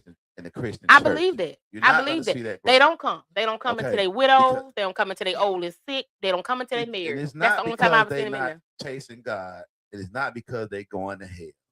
It's just they do not believe that's the way. Okay. Period. Okay. But it's not meaning that they bad people. I didn't say they were. I just said if I'm looking for somebody if I'm in the word, I'm looking for somebody else in the word, I'm gonna expect to find that person in a religious setting. You're gonna have to deal with deacon now. No. If that's what you want. If you looking for a man in the church, right? And just going to what you described, you're not finna find what you're looking for. I know that. Unless he's 60, 70 years old. That's what I'm saying. There are no young virile men in the church. I know this. They don't want nothing to do with that. But it's just like, wow. They feel like but if you go to the mosque, you got rooms on top of rooms full of men. Because they wonder why that is. They feel like that mosque is the original. It didn't come from the oppressors. It didn't come from the white man. It didn't come from slavery. That's why they in there. This was practiced back before slavery. So it has nothing to do with the word. It has to do with the how it was delivered. I'm just asking. You said it didn't come from them. It didn't come from the press. Doing a better job of outreach. Right. It's everything with the word. Right. Maybe that's a note that the because church they set an example. Maybe so. Listen, you need to see a testimony. I want to hear one sometime, but sometimes I just need to see it. Okay. Okay. We need to see. Mm-hmm. You can talk about all this about the word and this, that, and the third, but if you're talking about the word and you're not seeing, I'm not seeing that. Mm-hmm. It's discouraging. It's very discouraging. Sometimes it should be motivating. In church 30 years, 20 and 30 years, right? And you still running around in the bootlegger house on Sundays, in the clubs on Saturdays, and that's not encouraging to me. You're just like everybody else out but here. You got to understand. Like you say, it's supposed to be different because you're supposed to go to certain places and get certain things out of these places. Right. So when you go to this church, these people should be different. Right. But they not. But they're people. See, you got to understand, people gonna people. But the word don't change. If you don't see it, if you don't, no. Analogy. I'm using your analogy. Yeah, what you expect to see like-minded people. You do. So that's the expectation. Right. These people are the same people that you see Saturday night in the club. Right. And they the same people you see Sunday afternoon at the bootlegger's house. Right. They not different. They the same. So what makes me want to go here if I'ma still wind up here with the same people? Right. Well, I'm gonna put it like this. I can't. If you said it's discouraging, it's very discouraging. But you gotta understand, people are gonna people. People are gonna people. You know what I'm saying? You got good and bad everywhere. But the word, somebody perfect. No, the word doesn't change. And if you go into an establishment where it's supposed to be God led and you see everything going on but that, right? It can have two effects. It can bother you and be like, I don't want to deal with this because these people, they but they ain't right. Or you could be the example that you don't see. See, that's always an option. If you're in your word, you don't follow what a man do. You follow the word. It's not following. You don't let what man does determine how you're going to serve God. Right. You use the word. The word determines how your interpretation and understanding of the word, your relationship with God interprets how you're going to live your life. People gonna people. You can't go by that. I use your analogy. You did. What you said. Which was?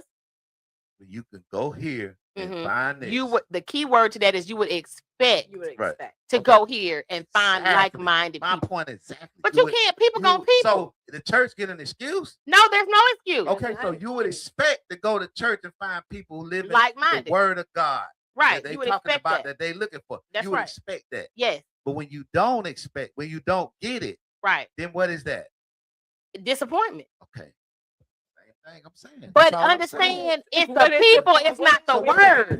What is the point to go there? See, that's what, listen, like I said, you go there and you would expect. This is why they're not there. But if you get there and it's not there, that can be two things. You can say, oh, all these people are just, they all out here faking and fronting and I don't want nothing to do with the Lord. That's people. That's not God. Why be in the midst of that? You don't have to be. Right. You can be what you don't see. That's why you don't. You do what you just told me. You lead by example. Yeah. No, I'm not finna come in there and fight through them demons when I'm fighting through them out here. You don't. If you don't find what you need over here, you go over there.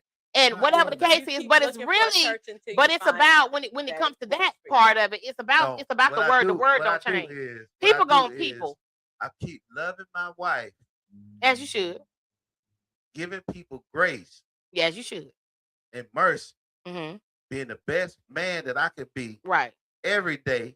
Evaluate myself on a regular. You see what I'm saying? And taking care of my responsibilities. Right. Living my purpose. To serve God is to live in your purpose. That's what that is. Not to go to church. But it's not just about the building. Pleasing to God is to live in your purpose in which God created you to live. Establish a relationship with God. That's being pleasing to God. It ain't pleasing to God for you to go sit up in that church for 2 or 3 hours or sometimes 5 hours and then come out of there and cut the food. No, that's not pleasing. No, that's relationship. But I'm just saying, it's all about the relationship. When it comes to God, now when we're getting away from dating, finding somebody to date that's like-minded, we're just talking about the church itself. And the church and the word is two different things. Because really, at the end of the day, I don't care how much you do in your church, it's about the relationship. This Miss Hilda said, this entire world is a religious setting. live a godly life with Jesus as the head of your life, leave it to God. Mm-hmm. Right. And then she also said, when God touches a person, no matter where they are, Right. that person will change. That's true. It will take mentoring, but it will happen. Yeah, when God touches you, you will change. If your religion don't change you, you need to change your religion. It's about relationship. Now, when it comes down to that, it's about relationship. Because, you know, it's a lot of people sitting in church that, you know why they in church, though? Because when they was little, their mama took them to church. And this is what you do. It's like a routine. You get up on some Sunday, you go to church. That's routine. Right. But that's not relationship. That's not relationship. So it's about, but at the end of the day now, it's about the word. Because church is going to church. People going to people. Folks going to come and go. Stuff going to happen. Church hurt is a real thing, apparently. But it's really about relationship. But to have a relationship, you got to get in your word. But listen, understand it. That's all I'm saying. I ain't going to argue that. Because the word is the word. You go to the church, but hoping to find like-minded individuals. The word is action. Oh yeah, it's right. If you in your word, you gonna change. Right. It's nothing you can do. You can't help but change. We're not seeing that. We're not seeing that. We're talking about people that been in these churches 30, 40 years. Right. Preachers preaching every Sunday. This word. Right. And not changing. But what I'm telling you is you can't look at it.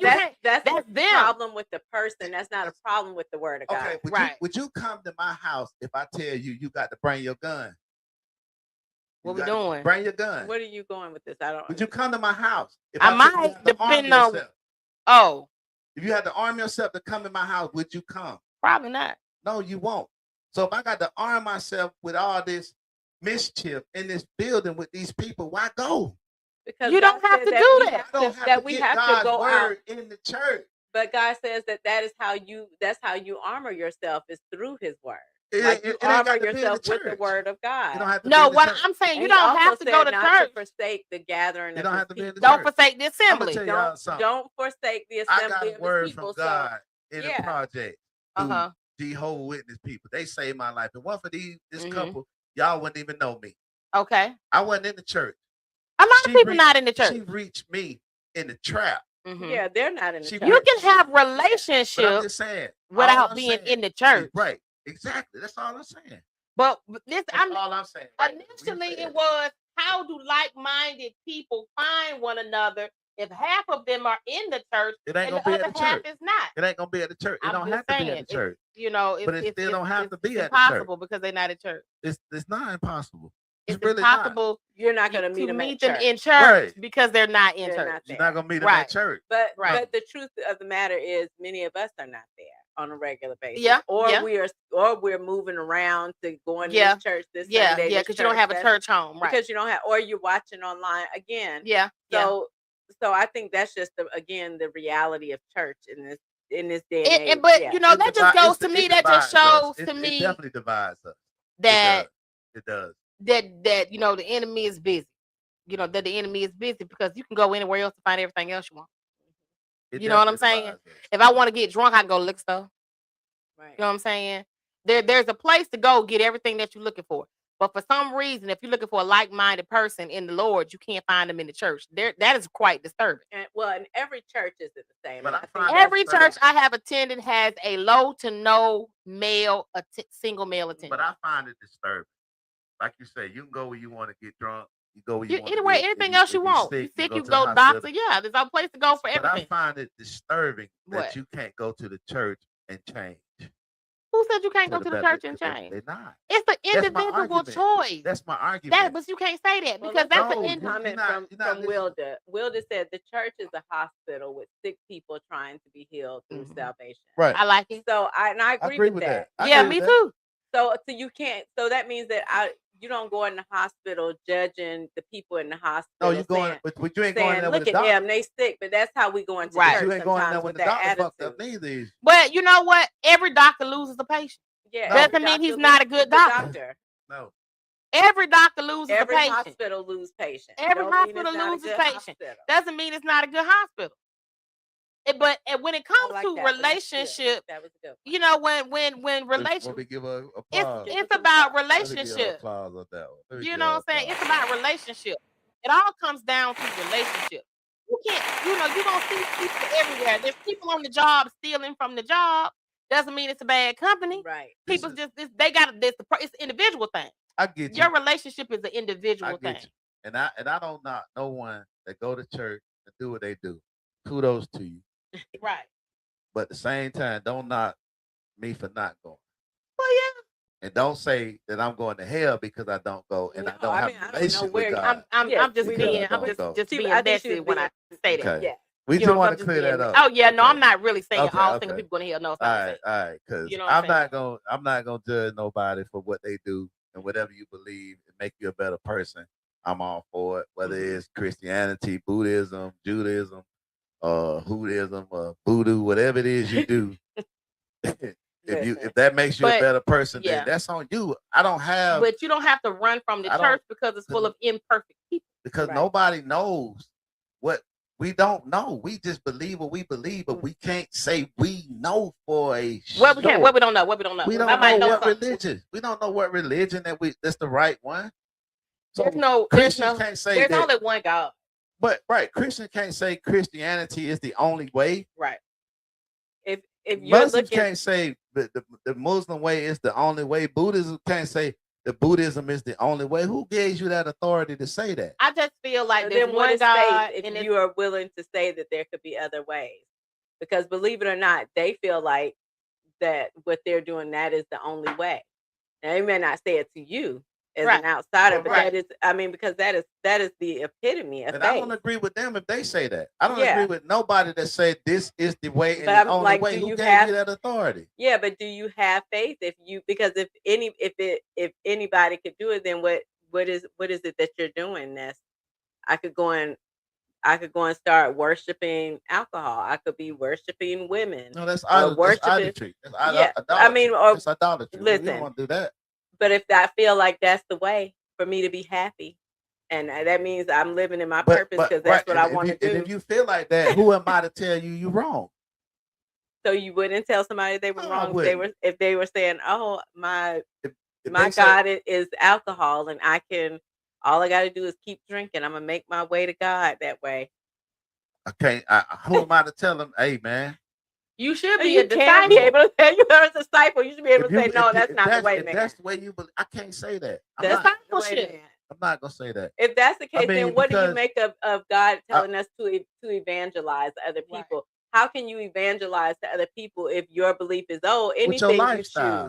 anything you choose that's evangelize with your lifestyle? No.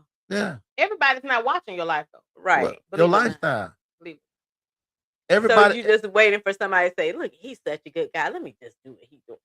No, they're going to ask you questions. They're going to ask you questions. They'll say, "Well, how did you form your relationship with God?" We're going to say, "Well, just do whatever you want to do." That's different. That's different. Now, somebody come ask me, then I can give my testimony. But I'm not going to just impose my testimony on them, and they don't want it, and they don't ask for it. I'm going to just live my life lined up with what's, like you said earlier, you know what's right and wrong. But God also says that we should be witnesses. You know what's right and wrong. Unbelievers. Who are the unbelievers? We believe everybody's way is the way. But to me, I'm not saying I believe everybody's way is the way. Means if I see this young lady over here and she prostituting, now she ain't asked me not one damn thing, right? And I get a chance to have a conversation where I say, "Excuse me, let me say something to you, and I don't want you to take this wrong. I understand right now you're doing what you feel like you need to do, but I just want to tell you that if you trust God, it's a better way to do it." Right. I don't got to dig deep. I ain't got to twist. I don't got to play judgment. Just say, "Hey, I just want you to know that what you're doing, I understand that you think what you're doing is good. And it's getting you what you need today. But I'm telling you that if you just trust God, He'll give you everything you need. You don't have to do this." And that's enough. You know what I'm saying? That's not my argument or anything like that. But for you to go over there and tell them they're wrong that's what I just told them what I was saying. For what they believe in. I just told them. I know you think what you're doing is right, but it's not. And if you try God, you can have everything. That. I don't think that's your job. I feel like just telling someone they're wrong, that's not judging. Right. I'm not judging you to just tell you that that's somebody there's a better way. If you tell them that they're wrong, then you got a fact. Like when you're a teacher, right? Mm-hmm. When you mark their question wrong, then you got the answers. Right. You got the answers. That's factual answers. Yeah. Nothing about faith is facts. It's all theory. Is it? That's why they call it theology. It's all about what you believe. Right. See, I believe it to be true. Faith is things that you cannot see or prove. You can't see those. Right. That's that your relationship with God has nothing to. If you're looking for a relationship with God to be based on facts, you're already starting. I'm not. Right. I'm not. Yeah. I'm not looking for it to be based on facts. I can come to this person and say, listen, that's not my statement. I'm coming to, but see, you gotta understand when you go to that person, it is facts for you because this is what you believe. So if I come to you and I tell you, because I wholeheartedly believe that God can turn your life around. I believe that you can get off of this corner. You ain't got to sell nothing. You don't have to sell your body. That if you stop selling your body today, you still gonna be able to eat. You still gonna have a roof over your head. And God will turn it around and make life better for you if you just trust Him. I can say that wholeheartedly. You're doing none of that. You just haven't trusted God. You are just as wrong as the person who is. That's doing not my argument. All these things. That is not my argument. Where y'all going? You said you. I get that part. You somebody out here horn and doing all kind of whoremongers and stuff. I'm talking about for what they believe in. Remember that. But a lot of people don't believe in anything. That's just like you going to tell a Muslim that your belief system is wrong, or you telling a person that believe in Buddhism that your belief system is wrong, or you telling people that believe in voodoo that their belief system is wrong. Right. Who are you to do that? That's my argument. I'm not arguing that what y'all saying about testifying to people. Who am I to do that? I'm a child of God. I'm a child of God. I'm a child of God. So you feel with the word. So I'm not going to sit here and tell you that voodoo is the way because that's not what God's word says. Yeah, okay. He don't say nothing about no voodoo. So you saying no witchcraft, about cutting chicken feet and sacrifice. No. Or being an atheist. I ain't say that. That's something y'all put in there. I'm just saying. So you're saying, both of y'all are saying, because I know you sing of the voodoo out, but I mentioned other religions. And on top of that, what is that even though they believe in Buddhism and y'all don't, right? Because y'all Christians, you have the authority to tell them that they're wrong. And they have. I can they pull out the tell Bible. me that they think that I'm wrong, but we just won't agree. And I can say, listen, you know what I'm saying? I just want to let you know that there's a better way to do I'm that. still trying to. There's a better way to do this. If I'm not explaining myself. In God's word, it talks about idolatry. And so y'all are over here making idols. Y'all are worshiping this idol and bringing gifts and things to this idol. I can pull out the word and show you that that's not right. It's in the word. A Buddhist. You know, they have Buddha, they bring the stuff, they set up the altars. They do that. I've seen it. That's what they believe. But I can come to you and tell you, and I can bring the word because the word is the same everywhere. Tell them off of the word that you read. There's only one word. Who says the one word that you read is the word? It's the only word. Listen to me. The same Bible. The Bible is the Bible. Okay?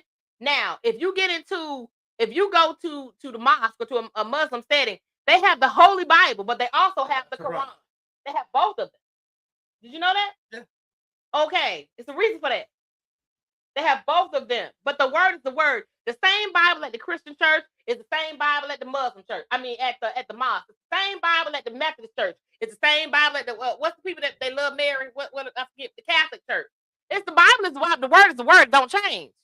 The interpretation of the word might change. The understanding of the word might be different, but the word is the word. Is the word. Don't change. If you believe that, like why? Why? Believe because it was taught to you from birth, right? No, that's all you know. I wasn't drugged to church. No. I got it late. Right. That's my faith. That's what I believe. Right. Them people the same way. I get it, but the same Bible. Why their way is wrong and your way right? Because I'm saying right. I'm saying right and wrong based on what I believe. Right. I'm not telling them they got to change what they're doing, but if they ask me, "Hey, what is wrong with my?" Okay, this is where the problem is with your. Okay, that's another street right there. So it's like, how you gonna tell me I'm wrong because I'm a Buddhist and I worship Buddha and we sit here and we got an altar? Okay. I can go to the Bible, the same Bible that they have. I get it, right? Because if you ask me my belief system, or if you bring your religion to me as trying to teach me, then I have every right to tell you I feel like you're wrong. You feel like it's imposing. It's imposing. You can be sincere and be sincerely wrong. You cleared me up right there. That's my argument, Miss Wilder. That's my argument right there. That you don't feel comfortable. You feel like you're imposing on people. Your religious beliefs or your so-called spiritual beliefs on other people. That is the problem with the world today. That's why we're in so many wars today. Because what these people want to do is take their religious beliefs over into other countries and impose it on them. Enforce on them. Yeah, they've done that. Because this is what we believe is the only true word of God. And no other word of God means anything to us because this is what we believe. Well, I mean, that's what faith is. Exactly. That's not faith. Yes, it is. They believe that about their Quran. They believe that what we believe is not. Imposing of it. Y'all trying to. Now the imposing of your word. But what do you call imposing? There's imposing. There's a difference. There's imposing. There's imposing, and then there's exposing. Imposing is me pushing this on you, me shoving this down your throat, me forcing you me forcing this on you. That's imposing. Who said that? Oh, I thought you said that. That's imposing. Okay, but exposing is let me tell you about this. Let me expose you to this. Y'all misunderstanding me. You saying going out here forcing your religion on people.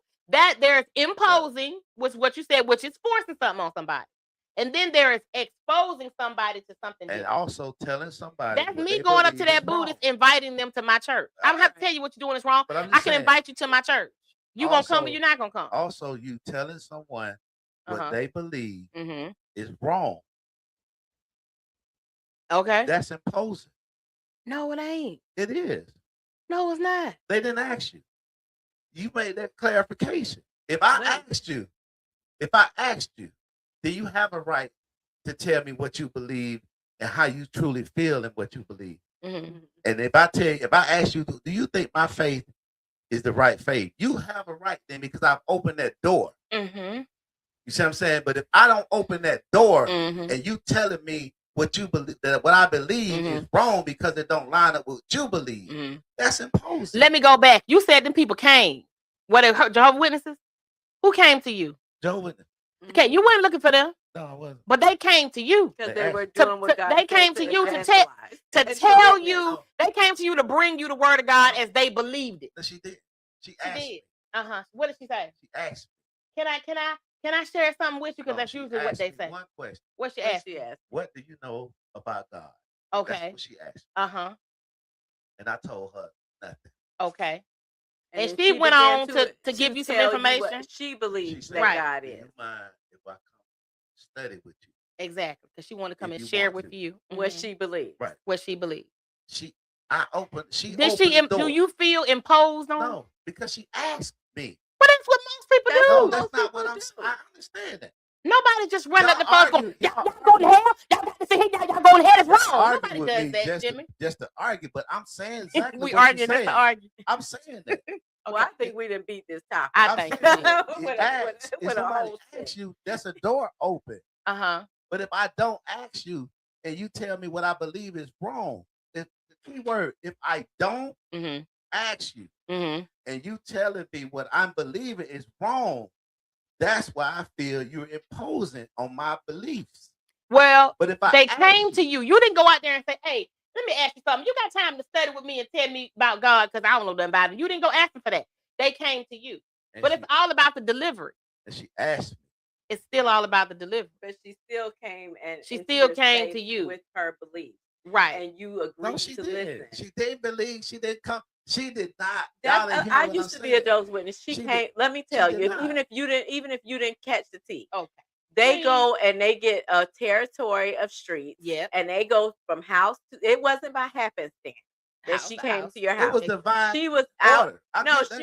She was out doing her door-to-door ministry, and she encountered you, and you accepted. But there were many people who she encountered who did feel imposed upon just because she knocked on her door. That's not going to stop her from knocking on them doors. Right. Because her job is to keep knocking until someone, the you that day, opens the door, and that's the call every that wasn't Christian the has. setting. That wasn't That's the setting. That's what Christians do. That's what Muslims setting, do. But I agree. Yeah, that's what everybody looks at that when they know. But it's not viewed as, some people feel that as imposing. You know how people treat Jehovah's Witnesses.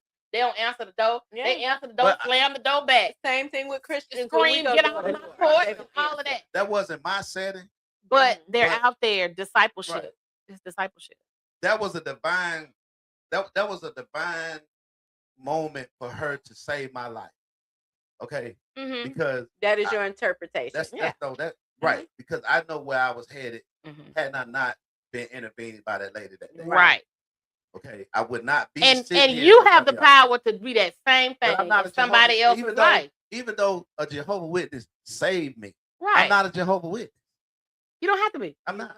You don't have to be. You see what I'm saying? But I still believe. People who believe I'm not a Jehovah's Witness. I'm not a Christian. But I believe in God. This is what I'm telling you. People who believe in God, people who believe in God want to bring you to God by any means necessary. I believe in God. What God? God, what is God? The creator who created me. I don't know him. So he doesn't have a name? Listen, I don't know him because I haven't met him yet. And when I meet him, I won't be able to tell you about it. You better get because I ain't coming back. The idea is you need to know him before you get there. No, I know what he sounds like. You need to know him before you get there. This the thing about it. I know what he sounds like. That's good. But I don't know what he looks like. You don't have to know. You see what I'm saying? It tell you that in the word. But I know that. Your eyes couldn't even behold him if you did encounter him. That's what the Bible. But in the word, and it gives a brief description in the word. The word that don't be changed. This is something I'm gonna tell y'all this, and we gonna end. What y'all don't understand, which y'all probably don't understand, is I went to Bible college. Okay, that's good. I studied theology. That's good. So I know the word. Okay, but do you use it every day? Do you believe in it every day? But if you believe in it, or you just know it. If I didn't believe there's a lot of people who know the word of God. If I didn't believe in it, I wouldn't be sitting here before you. Satan knew the word of God. But do you share it? If I didn't believe in it, I wouldn't be sitting here before you. And I share it. And she know this. Every time we talking, I bring God up in this podcast. Every podcast I do. I've been here. I've been here for it. Yeah. You know this. All I'm saying is this real quick. I just don't put a label on God and call him a Christian. Okay. That's the only thing I'm non-denominational. So I don't necessarily, I'm a believer. I don't call myself a Christian. That a Christian is a person who believes in the teachings of Jesus Christ. Right. You believe so in either what you believe in the teachings of Jesus Christ, or you believe in something else. I'm a believer. I don't of Buddha, I believe in the Messiah. I don't label myself as a Christian, but I'm a believer in the word of God. Jesus. But what I'm saying, Jimmy, is it does you absolutely, you don't do God's people any good to have all that knowledge and keep it to yourself. I don't. This is what I'm saying. No. When you saying like imposing on people, like to have it, you're supposed to spread it. You know what I'm saying? So you're supposed to use what you know, your relationship with God, your faith, your belief, your whatever it is to draw other people in. John 3:16 this is the thing. Clearly tells you you're a believer of Christ. I believe that you are a Christian. I believe I'm not a Christian. If you believe in Jesus Christ, then I believe that there was I believe that Jesus was cloned from a story of the African spirituality. I'm done. Okay, I don't even want to go. Who cloned Tyrone? I don't even want to go. They cloned Tyrone. Yes. I get it, but I think we need to go to another topic. But you know, faith is a good thing to debate, though. Faith is a good subject to debate because everybody has a faith is different. Okay, I ain't do y'all like that. I'm sorry. Let me shut you off. Y'all shut me off when I was saying what I believe. Okay, well, that's what I'm talking about right there. That's what people do to you. I heard you. When you don't believe what they believe, they'll shut you off. Get out of here. Well, finish telling me what you believe, because I done missed something. Because I thought I heard you. I just said that, and this is fact, that Jesus' name was not his name. Yahweh. In the Hebrew text, that was not his name. That's what I'm saying. That's what I said, that Jesus was cloned. I'm not saying that it's a fake one. I'm just saying that they took and renamed his name and they whitewashed him. That's what a lot of black men don't believe, but we would see that they whitewashed him and made him that name. J was not an alphabet in the Hebrew language. It was not an alphabet during that time. Look it up. The J was not an alphabet in the Greek language. But does it change the word? Yeah, it changes the meaning because back in the biblical days, your name meant something. The power was in the name. Mm-hmm. You see what I'm saying? Your name, Janice. If I call you Janice, you're not gonna answer. Right. But let's get into this too. In certain parts of the country, the Lord is referred to as Yahweh. Okay. The western part of the country, he's referred to as Jesus, right? And That's different. Hold on. Jesus and Yahweh is different. And Yahweh, in other cultures, they call him Hosanna. It's right. You understand what I'm saying? He has many names, but it's only one him. Right. Exactly. It's only one him. Exactly. My point is that. Because you're you, but you're a son, you're a sibling, right. You're a daddy, but still you. Same thing with the Lord. He has many names. It depends on the language that you speak, mm-hmm. the name that he will be called. But the J in the Jesus does not come on any language. It's not even translation in English language to Jesus.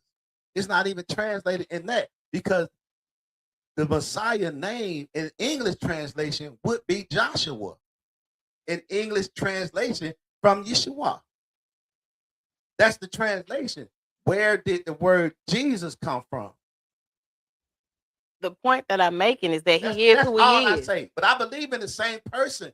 But he is who he is. I believe in it. I just don't believe his name is what you say his name is. That's it. Well, okay. So that make me a blasphemy or no a person that going to hell. Then I'm sorry. No. But that's all I'm saying. No. I believe in that word. I read that Bible. I've lived that Bible. I've seen that Bible. I've studied that Bible. Okay. I believe that.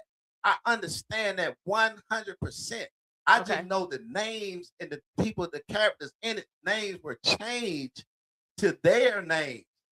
Because this, you got to understand where it was written that they didn't have John and those type of names of Mary. Those were not Greek Hebrew names. Okay. Those names were changed. That's all I'm saying. That's all I'm saying. We believe in the same God. There's one God. We can agree on that.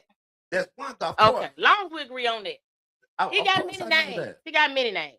All depending on where you are. You know what I'm saying? But before you write me off, study it. Check it out yourself. Go and look in it yourself. But then we can have a conversation. There are things that I find or that I deem of importance, and then there are things that I don't. Like, for example, everybody knows there's an argument about the season when the Lord was born, when Jesus was born, and was he in a manger? Was he 3 years old when they found him, or was he an infant? You know, these are things but these are arguments. It wasn't snowing. It was this. It was that.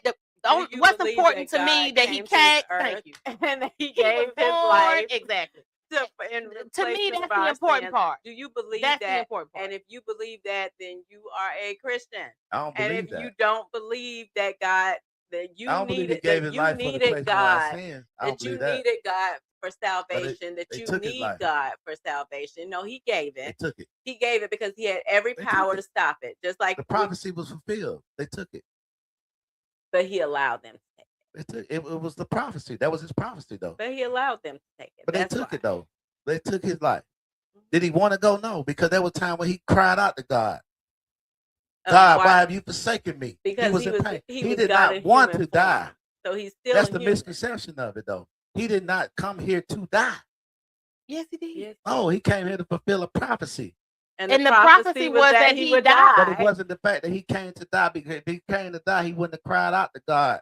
He was 100% man and 100% God. And the 100% man was crying out because he's in pain. How can it be 100% man and 100% God? And you can ask God that when he also said, he said, forgive them for they know not what they do. Right. You know what I'm saying? He talking to the disciples. He's already in the midst of it. He's telling the disciples at the supper, like, look, I got a job. I came here to do a job. And my father sent me here on a mission, and I'm going to fulfill this mission. Right. And he knew this is why I'm here. And they fought him. Right. They fought him tooth and nail, saying that, no, we're not going to betray you. But he already knew. He came willingly. He was understand, he was a willing sacrifice. A willing sacrifice. He was willing. He came. He knew his job when he got here. He was his job was to fulfill a prophecy. And part of that prophecy prophecy was that he was going to give up the Holy Ghost. He was going to give up the ghost for everybody's salvation. He knew, though. You said they took it. They didn't take it. He came and he did what he came to do. I said they took his life. You said they took his life, but they can't take nothing from the Lord. They took his life. I think we all think that we should move on. Let the church say amen. Okay. Yeah, we didn't be in the we beat to death. Let the church say Bible. We are back. Bible study on Tuesday. On Tuesday night, y'all. And one thing this show have brought out is the division. Yeah. It's the barrier that we have. It does. It does. It brought that out, the barrier that we have between black men and black women, because a lot of black men. It's belief. Right. It's just the belief. And, so as long as we had that different belief like that, and it's really not so much a different, it's just the particulars. The specifics. Okay. You know what I'm saying? Because it's pretty significant. It's not. Difference. It's really not. Okay. Because it's not. A significant would be somebody say, "I don't believe in God at all." Right. There's no even way to match with that person. Right. But for somebody to tell you that I believe in God just the different way you do, there's way that you can come together somewhere down the road somewhere. But when it's to the point where it's total opposite, where you don't believe at all, that's a problem. Right. Yeah. That's a problem. And I if I made anybody believe that tonight, that's not my case. I do believe, I just believe different. And because of my different beliefs, that's one of the reasons why I'm not in church. Okay. And you have every right. So that's my thing, but I believe in God with all of my heart. I do. I've seen God work in my life. All right. And do some of the things that He's done in my life, and it's only God credit that I give. Everything that I have belongs to God. It's not me. And if it were for God, I wouldn't even be the man that I am today. So I do believe that, and I understand that. I just have a different way that I believe, and I go about doing it. I'm just the type of person where, like the state of Missouri, show me. Okay. Show me. That's how I learn. I can't. You could tell me all day. I need to see it. Okay. And that's the thing I'm saying with a lot of people. Some people just need to see it. That's the way they are. They can't. But I ain't gonna hold us up. But faith is believing in things unseen. No, it ain't about the faith. I just thought I'd point that out. It ain't about the faith. It's just about, I just need to see it. I just need to see it. Okay. I need to see the good in you. I need to see the consistency in you. Okay. I need to see the you telling me you believe in His word. I need to see you live it a little bit. I need to see it. I need to see that. Just like, with my kids, I don't just tell my kids don't do this and don't do that. I don't do it in front of them. Right. You know what I'm saying? I don't have alcohol in my house because I can't tell my kids not to drink. And then every time they go to the refrigerator, it's liquor in them. But now I ain't gonna do that because we'll be here another hour. You see what I'm saying? So I know some things, not all things. In faith are things we cannot see. We get that. But some things we need to see. We need to see it. Just like, I'm gonna say this, and I'm gonna be quiet. I'm gonna give y'all the mic. Just like I need to see these Democrats prosecute these unlawful politicians. For me to have any type of belief system in the judicial system, I need to see that. I need to see these pedophiles go to prison for messing with kids and stop calling them young women, because a freaking child is not a young woman. That's what I need to see. That I don't need to hear you talk about it. I don't need to hear you politic on it and sound all intelligent with your big words and your nice dialogue. I don't need to hear that.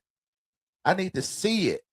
I need to see you do this to give me the confidence that this system is what it say it is. So same way with people in their walking life, people need to see you live the words you talk about. I need to see it. People need to see it. Some people will show you exactly what you want to see. That don't mean that's who they are. Just like, you can't do it in a lifestyle, though. Just like a person may never see this pedophile molest these children because he ain't putting that out front for the world to see. He's showing himself as this good, upstanding, trustworthy Boy Scout leader. but that don't change who he is behind closed doors. Sometimes it ain't about what you see. People will show you whatever they think you want to see. But sometimes the devil is in the details. It's in the things you don't see. Just because you don't see me drinking, don't mean I don't drink. Just because you never seen me roll up, don't mean I don't smoke. People do a lot of closeted things. Okay, that's all I'm saying. But it was good to be here today, Jimmy. It was. I'm glad you invited me here. You know, I always have a good time when I come. I be loud, Lord. I be trying not to do the most, y'all. I be trying. You know, I get excited, get talking loud, fast. Frankie, you got something you want to say? No, I'm good. I'm flow. Yeah, I'm good. I ain't a fan with none of y'all, did I? No, absolutely not. Good talk. Good talk. All right. Well, we're going to wrap it up. And let's say thank you, ladies, for coming and joining. Yeah. And we did kind of go down a road we weren't supposed to go. We went way over there. We weren't supposed to go down that road. But maybe somewhere down the road, somebody got something out of that. Maybe so. You know what I'm saying? But what I did get, I'm going to tell you what I did get. I did get out of it that, because like I say, I'm going to say this, I'm going to get up out of here. When I started this podcast, it was to bridge the gap between black men and black women. That's the sole purpose of In the Mirror. And to find the thing that divides us. And you think you found it? And it's been a year and a month. Okay. This month that In the Mirror has been in effect. Thank you very much. Yeah. Janice right there, she started with me. Mm-hmm. And she could tell you we've been through some things. Right away. But right away. Mm-hmm. That I guess I don't know what God gonna take it from here, but I have found the division. Okay. And now it's like once you find the problem, bridge it. Right. That's the next mission that I think we need to go on, because I just been feeling like we just kind of just floating along, and it's like, okay, it's a point. It's not. I'm not in this for the money. I'm not in this for the fame and the recognition or anything. Right. This is something that I felt God put on my heart to do. To do that, because I know that we have a problem in our community. With men and women being together and coming together. It's like we at war with each other all the time. And it's like we don't get along. And it's like, why God? Why? And I really feel we have broke through today. We didn't crack the gas sitting today. And now I just need that answer to God to show, okay, what do we do after this? To bridge that gap, to get us to understand that we do have to be equally yoked. It's important. We definitely have to be equally yoked, because you'll argue with each other to a point where you get up and leave out of here and never want to speak to me or speak to each other again. You know what? I like a good debate. I don't see it as an argument. I always see it as. But I'm just saying that's how it is in a relationship. Oh yeah, you know what I'm saying? Yeah. That's that little wall that we have. So hopefully, I think the next few shows, I hope God put it on me what to come up with and how to fix this. Because I really want to fix this. I want to fix this. Okay. You might be right. You might hit the right on the head. Yeah. Lead it by example. I do want to fix this. I do, because I'm just a person. I always wanted to be married. Mm-hmm. That's something I want. It's not something that I feel like I need, but that's something I want. Right. And that's why I work so hard, and I'm intentional with my wife. I'm always trying to just do little stuff that, I think she wants. Okay. You know what I'm saying? Not for her to wait. What do you have planned for Valentine's? Well, we got the grand. You can't tell us because she watched. But we already discussed it. We gonna celebrate ours next week, because we got the grandbaby this week. Okay. So well, y'all will get better reservations next week. Yeah. And then my birthday Tuesday. So happy birthday! Thank you. I'll be 51 years old Tuesday. Okay. And so we're gonna go out of town. What is that, Aquarius? Aquarius. Yep. Okay. I think I hit the last day of Aquarius, and we're gonna celebrate my birthday and Valentine's Day. Very nice. Very nice. Because we got the grandbaby this week, so. Okay. But yeah. So. Well, happy Valentine's to all the lovers. Yes, everybody. Happy Valentine's Day. All righty. What you doing?